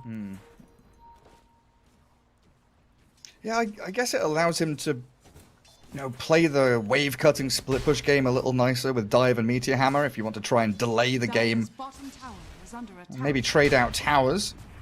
Radiant's top tower is under See if you can do any flashy things with it. Paired up with the Nyx Assassin, you could get some nice chain stuns. Lina, Nyx, and Phoenix with a Meteor Hammer. Dire's bottom tower Could all is make under nice attack. ganking pairings. Radiant's top Yeah. tower is under attack. But the Going high straight ground to high attempt is ground coming. bottom. Yeah, leading with the Tidehunter Ravage and the pipe on him too. They're not ready for this on Infamous side. Goodbye, Nyx. Jeez Louise. Buyback straight away. Aegis still on the Tidehunter here as Frank Under attack. plonks himself on that tier. No! Stop trapping Frank in the Serpent Wards. Oh, Moose. He's doing it His on words have purpose at been this point. a bit questionable. Well, they'll clear out the Serpent Wards anyway. Frank feels like he's kind of itching to die. Come on, pop my He's Aegis. got the Aegis. Yeah. Not a hero you typically see Aegis on. guess- Tidehunter. He is the only frontline hero here, though, for Thunder Predator, right? So going up high ground, it makes a little bit of sense.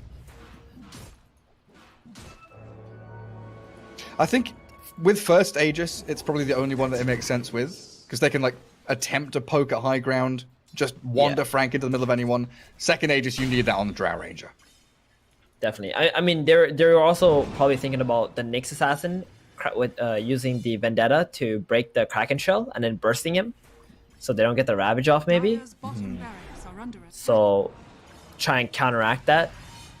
Decides to pick up the Aegis and still frontline. Not the fear of dying. I mean, look at him. He doesn't have Aegis anymore, and he's still walking forward into them. He saw the Nyx and the Jug, so he knows they're all in that area. I do think he needs to change his item build, though. I'm not so sure about the Solar Crest against a Nyx Assassin who's constantly mana burning you. There might be a fight where you just don't have enough wand charges and can't Ravage. So you're saying you should get a Bloodstone, yeah? Yeah, yes, Gary. That's exactly what I was getting to. Bloodstone Tidehunter. Well, I can't read your mind. What do you want? Shiva's Guard? No, that's worse, I think. 6 Sages Masks? I don't know. I don't know what it is. I'm sure you can think of it. Okay, BKB Drow's gonna neuter the initiation of that Mars Arena. Tombstone's also sitting at like half HP, but you're right. The DD on Viper allows them to very swiftly take down the barracks. And Infamous, they're 5 heroes here ready to defend without a defense to really mount. They will move out of their base though. Tide's gonna pop this smoke immediately. Frank Ravages. It's a big one as well. In with the decays. The Supernova is arriving. Decent placement there, but down goes Mr. Jeans. Lena's already annihilated, and Thunder Predator, they're not losing a single soul. Frank has survived the initial burst. Mariano standing his ground, but the Mars, he's down. Juggernaut and Phoenix, they very quickly get the fuck out of there. Oh man, that play going to the high ground, like if you don't D-ward right away, you had no business running up that hill. There's nothing that can That stop word was spin TP. true value. No, they don't. They can try to kill him during the spin TP with the Drow and the Viper, maybe. But he's got to be careful of the Shadow Shaman. Like, the Shaman can hex you from the fog, and once you're disabled, you're pretty much just dead on the Jug. Dire's middle tower is under attack. It's going to be a Shaman with BKB soon. He's got his Aether Lens, his Tranquils, BKB is a recipe out. Honestly, I would have Suddenly- rather seen him buy a Blink Dagger in this game. Just because there's so many heroes who are constantly cutting waves and pushing stuff out. But he's Sniping playing for couriers. the 5-man run down a lane build instead. That's exactly what Thunder Predator are doing. Tier 3 in that mid lane now, almost dead. Juggernaut's But getting a creep lot waves- of farm though. He is cutting like a madman. Spin TP. Shadow Shaman can't counteract that. They need to defend their waves if they want to keep the push going, but it might be time to think about that next Roshan, because he's alive in 15 seconds. This is it. This next rush, it's everything for Infamous. Like, this is a perfect time to take a team fight with Omni Slash and the Mjolnir. If you can get a kill on anyone, really, it would allow Infamous to win the battle. They gotta get the initiation first on Infamous side. It's an Invis Viper. So Ty's the only target that can go on. Frank is broken and destroyed. There is a Roshan's buyback up. on Tide though. So with Roshan up, it looks like probably Tide has to buy back here to come and defend. But they don't go in the pit. Oh, they want Viper. They go hunting for more kills. Viper has the BKB, Supernova, and the damage. Right click straight through him. That's what it is, man. The Juggernaut hit some really insane timings after just being allowed to split push for so long. Shadow Shaman without a Blink Dagger, no real catch on the Radiant side. Courier has been killed. Now they're gonna get Aegis and the cheese. This game is looking Infamous now, like really looking Infamous. I love seeing like position 5 players send their courier into the Roche pit. It's like hurling a cat into the sun. Just go in there. Let's see what you can find. Wait, what is that? Where's that even from? Hurling a cat into the sun? I mean, he had a What's cat's that courier. actually? Is that an actual Oh, the saying? cat. Oh, I don't know. That's what I was asking you. Right, it is one now. Are scanning. Okay. Sending your all right. courier to scout Roshan is hurling a cat into the sun. So it's all coming up Infamous now, yeah? Aegis cheese. It is. I mean, this Jug is getting enormous. He just had a Mjolnir, and he's about to finish an Aghanim. Like, what? That's a cool That little Blade of shift. Alacrity. Yeah, the Blade of Alacrity was going to build into a Diffusal Blade, now going to become an Ags, and he's going to have a lot of damage output with that Quick Slash. He planned it all along. Oh, that Nyx. Oh. Would have been great if his team was just a little bit closer. Drow Ranger all the way wide open. And they're still got to keep maintaining that bottom lane, though. Drow Ranger's done a great job shoving it up back to where the tier 3 used to be. There's a smoke. All right, Thunder Predator, they want to make the first move. I think they need to. If Infamous ever get the first jump, I think Thunder Predator pretty much always lose the fight. And this is also like something we didn't mention. This is one of those games where Undyne doesn't have that much impact because he's playing against Lina and Juggernaut, who are incredibly good heroes at dealing with the Tombstone. High attack speed. He's got to get those Plus high they can ground get away. tombstones. Yeah, you gotta get the high ground Tombstone, but even then, like Infamous heroes are not that slow. Has been killed. I'll take top outpost for now. The fact that bottom tier 2 is still standing, a bit of a thorn in the side of Infamous. But they still do grab the outpost. Both teams getting that XP bonus 30 minutes in. And a dead even game in terms of, metrics, net worth, kills, experience, all very similar between the two sides. Yeah. But the way that Thunder Predator are very heavily grouping up around the Drow, knowing that MNZ's life is everything in this game, while Infamous feeling a bit more free just to split the map. He has no fear on this jug. There's no dagger on the Shaman. He knows there's no way they're gonna catch him off guard. Can always just spin TP if any other hero shows up. And that's a huge problem for Thunder Predator. I think they're way too static in the way that they're playing, overconfident in their abilities to just like BS5 and just walk up a high ground and end the game. That being said though, if they can somehow get a good initiation and get a kill or two, their high ground is insanely good. Oh, there it Phoenix is. wanted that creep wave far too badly. Buyback available. Doesn't have Eos to remove the silence. True. I like the Shadow Blade pickup from Drow. This allows them to have a little bit more catch now. And they needed it. And get her a bit closer to that Lina as Oh well. no. Don't. Stop it. No, Gary. No, don't say it. What's a sonido? What is that? Translate.google.com. Just a moment. Sonido. Bathroom? Like Sound. something like that? Sound. Okay. Alright. We probably could have tried to guess that instead of Google translating it. Probably. Yeah, probably a TeamSpeak or Discord issue, I'd assume. Yeah. So with the ease at which the Radiant team got the bottom high ground, with Aegis on the Tide definitely helped out. They can't really go up and do it again without fighting and forcing Infamous out of their base. So do you think Infamous can just wait for Thunder Predator to get to them, or are like Shadow Shaman wards a bit too hectic to deal with? They could probably wait. Because then if they wait, the Mars could get like a really good spear back onto the tower or the racks and force Thunder Predators to walk further in. And then you get that nice juicy Omni Slash that hits everybody. I don't think you really need to take the fight outside the base. But whatever gives Infamous the element of surprise, like that's what matters. I think they need to get the jump, and if they want to kill the Tide, which they can do, they just need to like get the Nyx on top of him, break him with the Vendetta, and then burst him with the stuns.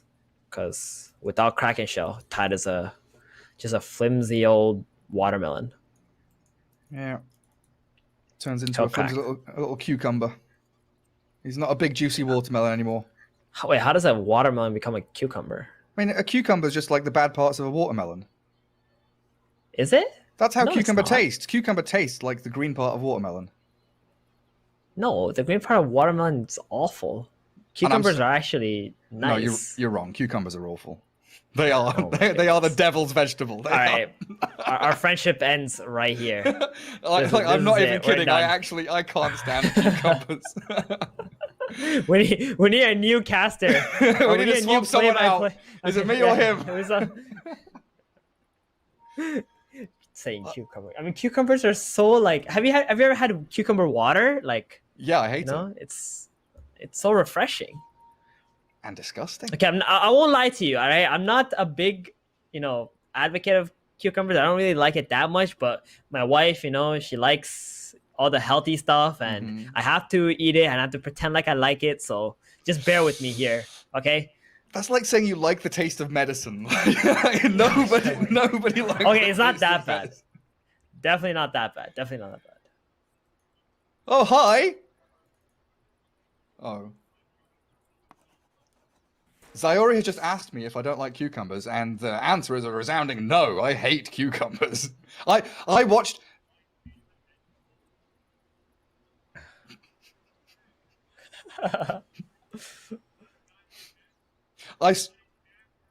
I don't know if chat can still hear you, but Zyori said that cucumber is his favorite vegetable and his favorite snack, and sometimes he'll just gobble one down without a second thought. And I've seen him do it on stream. With soy sauce, sorry. I tuned into your stream the other day. It must have been like a week ago, and I saw you eating a cucumber, and I actually had to tune out because that's how much I hate cucumbers. Well, you know what, Gary? We know who's getting replaced, buddy. Oh, it's me. It's 2 versus 1 here. Trent, Bowie, cucumbers. Anyone, if Lacoste was here, he'd agree with me. God damn it! Where's my Lacoste, the cucumber hating gang?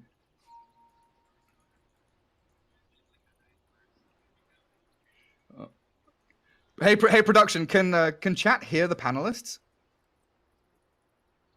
I'm going to take that as a no. The entire panel is agreeing with me and saying that cucumbers are awful. That's not what's happening, guys. I mean, you can. What do you mean that's believe not Gary? What Bowie and Zyori just said that cucumbers are the worst. They literally said they love cucumbers, and it's so refreshing God and damn delicious. It. Okay. Trent, please, somebody.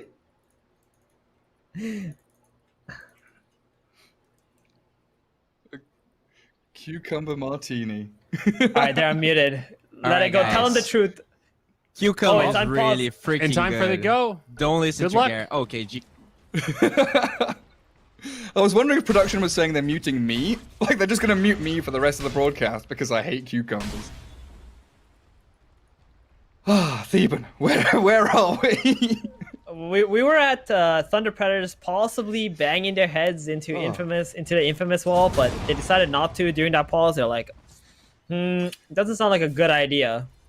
And they backed off, and they made a really good decision because they have an Aegis still on infamous side, and this Juggernaut is mad strong. Rip. Oh Bye my bye. god. Okay, that was Swift Slash. I thought he'd just spent Omni Slash on it, but yeah. I get himself to Juggernaut.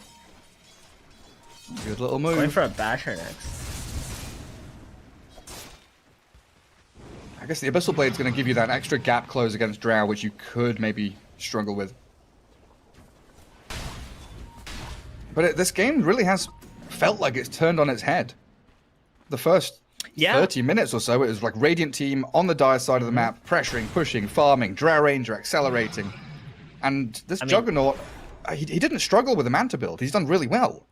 So the reason for this is because Thunder Predator, although they were on the opponent's side of the map, they didn't really stop the Juggernaut from farming. Right? It doesn't matter if you're controlling your opponent's map if the enemy carry is still farming at at a free farm rate. So the way that you stop this from happening is you gotta go to where the Jug is, constantly keep kicking him out, and buy the items that actually threaten him, aka Blink Dagger, Shadow Shaman. Radiant's middle tower is under attack. Blink Dagger, Shadow Shaman.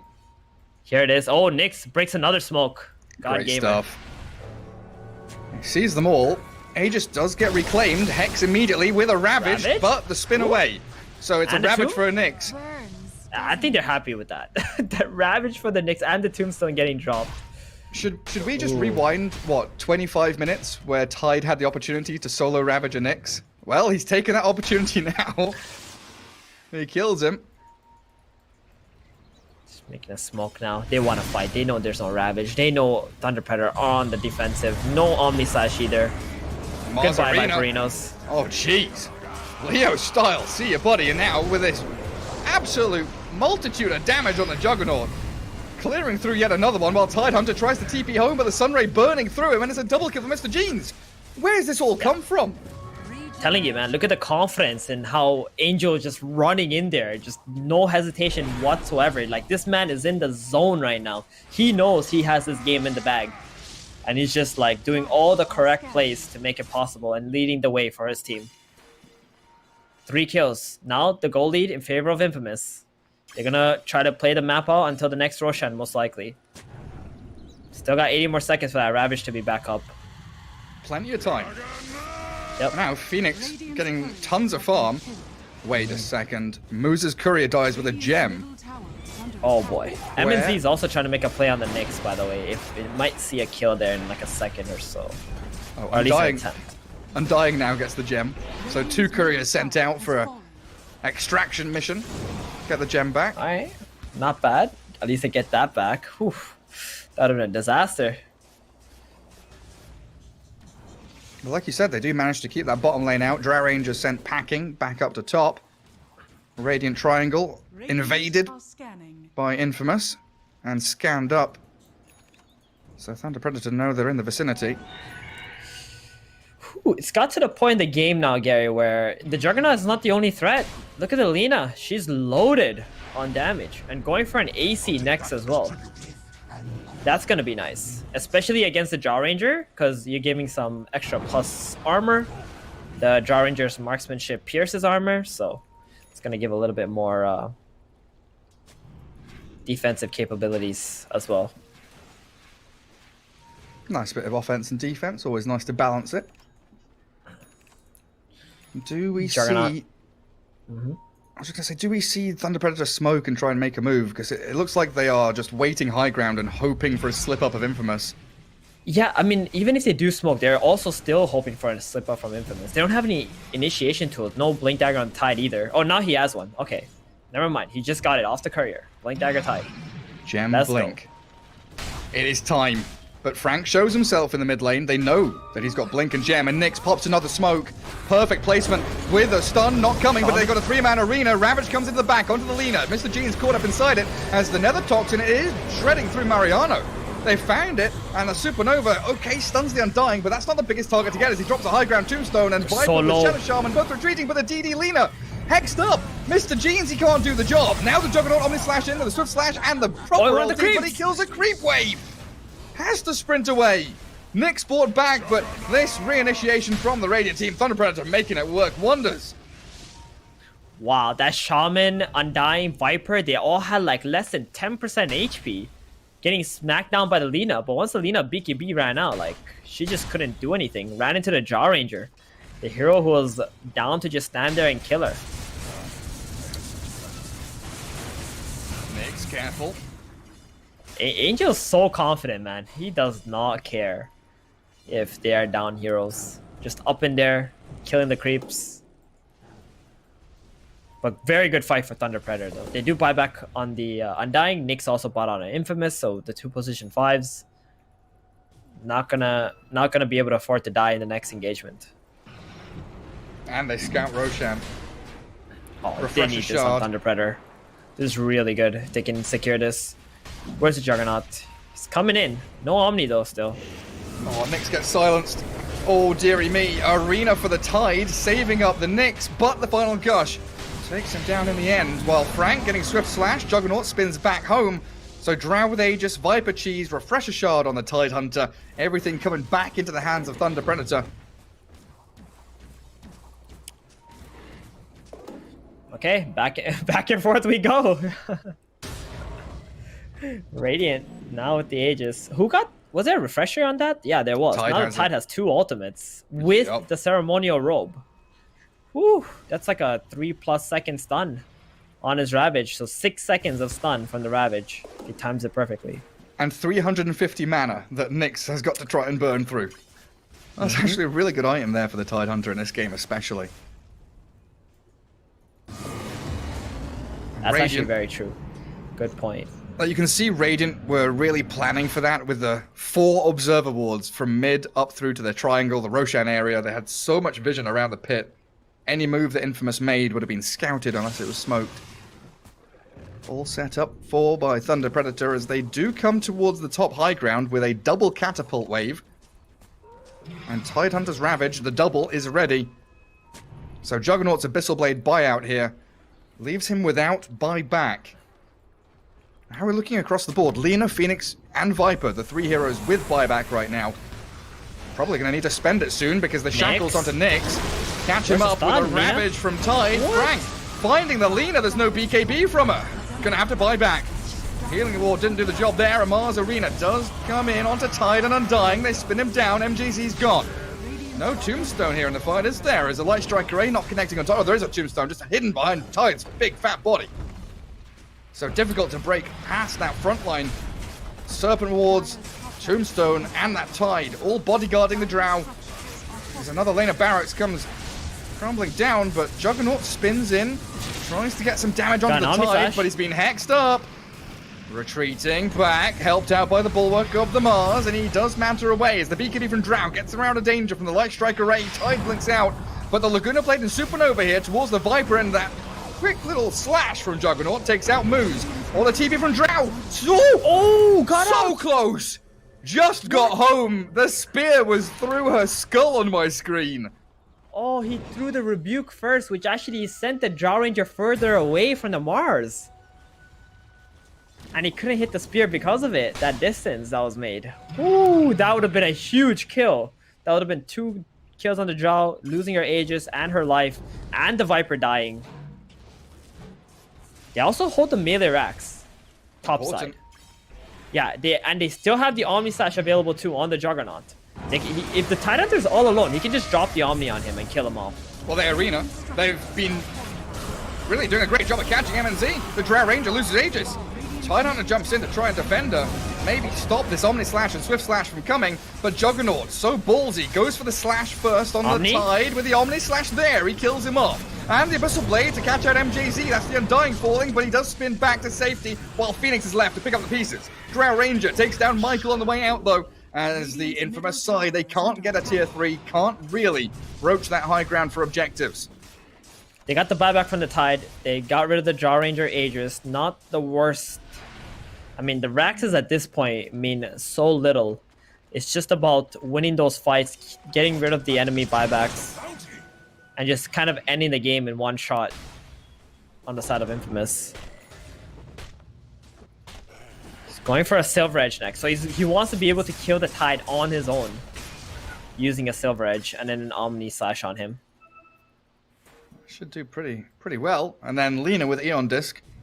Hopefully going to save her up against that immediate initiation from the Tide that's been coming her way. Yeah, this Lina is the one hero that Thunder Predator is really looking for. She has no buyback. She got double ravaged also, right, in the last fight. And that's one of the reasons why Infamous was able to take the team fight, is because of the double ravage being spent on the hero who does have a buyback. Mars Arena, that is a decent one. MNZ's Drow, that's a great one. That's a Drow Ranger. She's dead. A minute and a half, and now the chase is on. Infamous, they taste blood in the water. They are sharks circling around these poor little fishies. MJZ, yeah, he walks back in, wades through the water and says, screw it. Take me instead. Leave the rest of my heroes alive. Buys a bit of time for his squad to TP back home.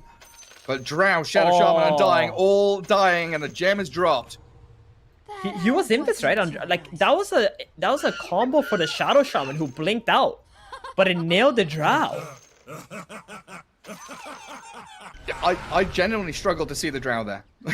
Like, oh my goodness. That's why I had to change. That's painful. It's like, that's a good Mars Arena. It's a spectacular one because of who he caught inside.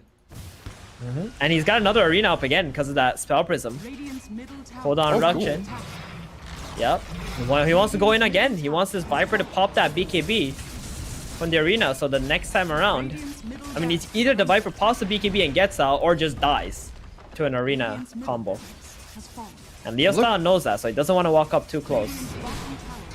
You know, I didn't quite believe you when you said that the barracks didn't really matter for the Dire team in that first push, because the rate at which they are taking them down now really proves that point. They just come in after a couple of kills, secure 2 full lanes of barracks to you.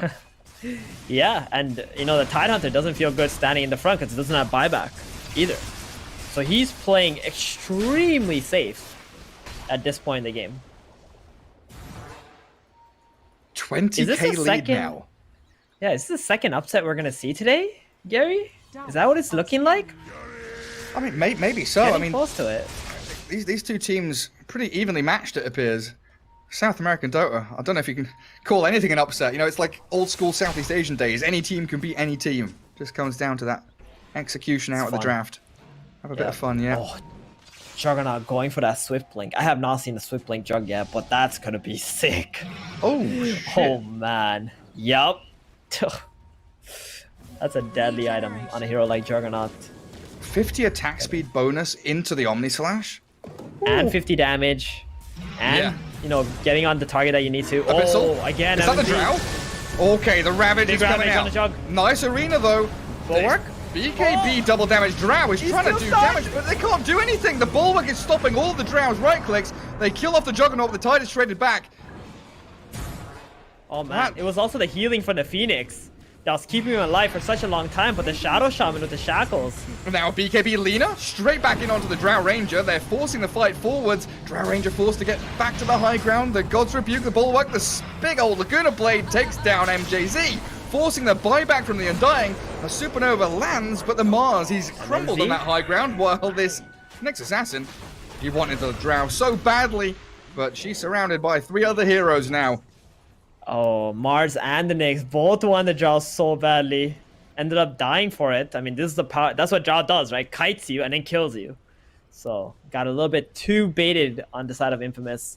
Also playing without their Juggernaut. I mean, he's all your damage. Did you get rid of the... I was gonna say, they got rid of the Tide in the last fight, so that kind of stops or halts Thunder Predator's assault, like, while the Juggernaut is dead. They need that frontline guy to provide vision, but it's gonna get them a Roshan. Oh my god, Gary, this game is so back and forth. Agadam's Refresher. Oh, 4th Roshan time, 50 minutes almost on the clock.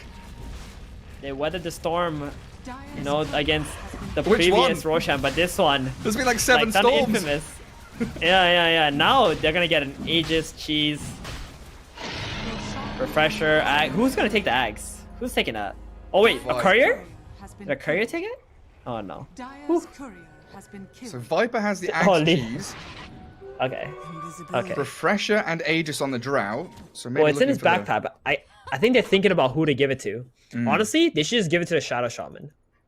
Like, this Viper Axe is worthless. Like, forget about it.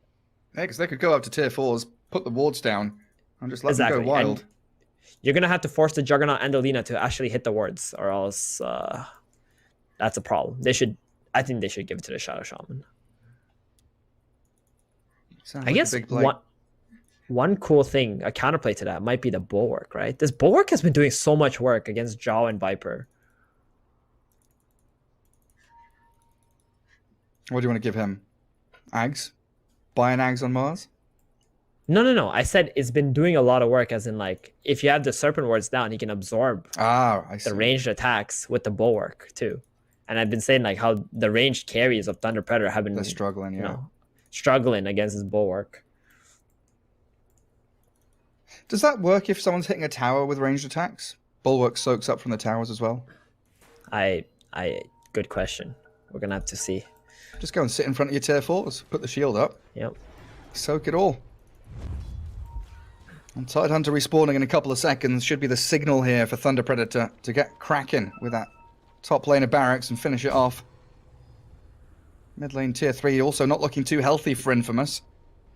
But they've sent a number of Jug Illusions to shove out the bot lane, smoking across the map from their mid tier 2 area.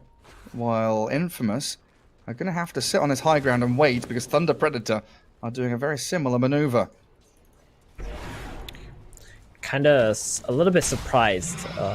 They're actually gonna smoke in, but the vision is in favor of Infamous here. I don't know. This That doesn't is look a- like a very good smoke to me. Okay, they plant the wards first. They see the Mars. They've got Blink on Shadow Shaman. Angel. There's the Hex onto Angel, but the Mars Arena into the Ravage. BKBs are all used up. The Supernova Sunray, it is burning through them, and that Juggernaut, he stayed alive through the initiation, so they get MJZ and moves, and the Abyssal Blade, the backline. Drow Ranger, she's picked off, and the Aegis is gone. 5 heroes still alive for man. Infamous. They didn't lose a single soul. Amazing. It is a disaster for Thunder Predator, but blessings for Infamous as they cruise through the team fight victory. Holy shit, that arena on the 4 heroes stopped the attacks, the range attacks from going out the arena to the Juggernaut who was being shackled. They got We the saw Viper the now. Jaw Ranger, like, They got the running Viper. in. Oh no. He can't BKB, he can maybe Ghost Scepter has no and try and buyback. run. He's got cheese. At has the a very cheese, least, yeah. he's got a cheese. Does he eat it? Tries to run away. Viper Strike with another Toxin there. But a Sunray just Charles here. back. Damage onto the Bulwark of Mars. Being soaked up, but another Sunray. In it comes with that Supernova. As Leo Style tries to skirt off the left-hand side, but they've got Moose sliced down by the Juggernaut. And the Sunray again just burning the Viper. No buybacks it. here. Thunder Predator have no heroes left apart from Drow Ranger and Infamous. They're going to get a 2-0 victory. Radiant's middle Woo! tower is under What a attack. game. Radiant's middle That was tower very is impressive under from Infamous this game. It's GG. Radiant's Yep. is under attack. Mars with a celebratory arena of blood inside that fountain. Whew. This series. Absolutely beautiful, Dota. Some great maneuvering on the map there. You know, both teams utilizing smokes, high ground, the vision, the initiation from their blink daggers, Tide, Shadow Shaman, everyone doing great on TP's side. And then Infamous just have this. I mean, you were calling it throughout the game, the real confidence of the Juggernaut there. Felt like the confidence of the whole team rallied around it. Yeah. Mm-hmm. I mean, you can see that Infamous were making like clear-cut calls, right? Where Thunder Predator were more like, okay, who's gonna make a call? When are we gonna do something? They felt too like rigid with their movements. It didn't feel natural at all. It was just like, okay, here's our strat. We're just gonna, they thought they were just gonna win the game without having to really do any small things like catching and all that stuff, and they were completely wrong in that matter. And Infamous completely punished them for it. Like even early game, mid game, when they were behind, they were super chill. Juggernaut was split pushing like crazy. Even the Mars was split pushing. Juggernaut got pretty much free farm through all of that. And then once he was ready to fight, he showed up. He did his job. And I think Infamous was just a better team today. Yeah, sure thing. I mean, I'm a little bit sad we didn't get to see a game 3 here, but a decisive victory from Infamous. We'll throw it back to the panel and see what those boys had to think about this one. Yes, thank you very much, gents. So much resilience from Infamous that game. Thunder Predator, I think you guys hit the nail on the head. A little bit too complacent. Not the first time we've seen this already in week 1, where a team takes a really big lead and then rests on their laurels a little bit. Trent, how we feeling after that game 2?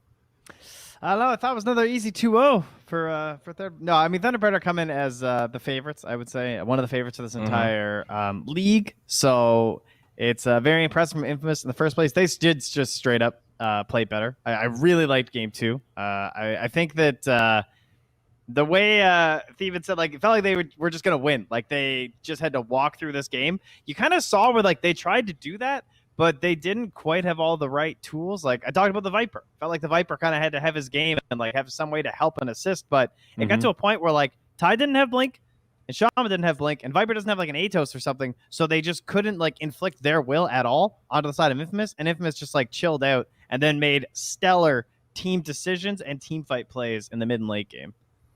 I agree. I mean, in Thunder Predator's defense, I do feel like this second game was more of an example of how these two teams fare against each other. It was pretty close, even though Infamous did play better.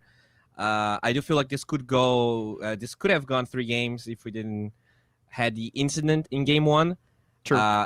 With that said, Anjo, dude, that guy played with absolutely no fear. So many bold plays by him. I'm really, really impressed with his jug this game.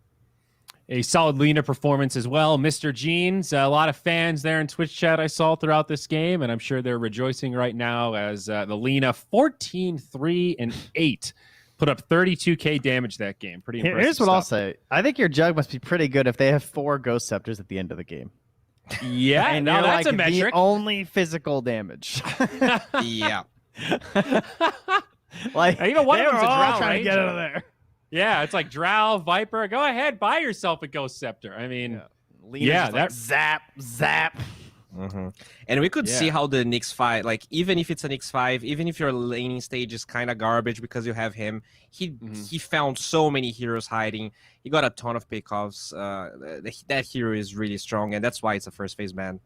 Well, and now he's so damn fast that, like, he's just a mobile ward. You know, forget about everything else he brings to the table. He's able to just scout out the back line, play that bounty hunter role where he's giving you all that intel just by placing the body in the right spot. Production, do we have updated standings for this upper division so we can see how these teams are starting to fare? I want to see how things have shaken up here. And there you go. Team Unknown. Have we not? Surely we've seen Team Unknown. That can't be possible. The math doesn't add up on that. No, they play we have tomorrow, right? some mixed up things are happening on this graphic. We have Loud Defenders on Thunder Predators. We got Unknown on Defenders. Oh. Thunder Predators Unknown, you know. Yeah. We'll clean it up. I guess the big takeaway here is rough start for Ego Boys. They are the first team to lose 2 series now. They got beat by Beast Coast, and they did lose today to the LATAM Defenders. So Ego Boys, the first ones to be in a little bit of uh-oh territory, losing their first 2 best-of-3s. And Thunder Predators slated to leave the top division at 0-1. My God, the upset of all upsets.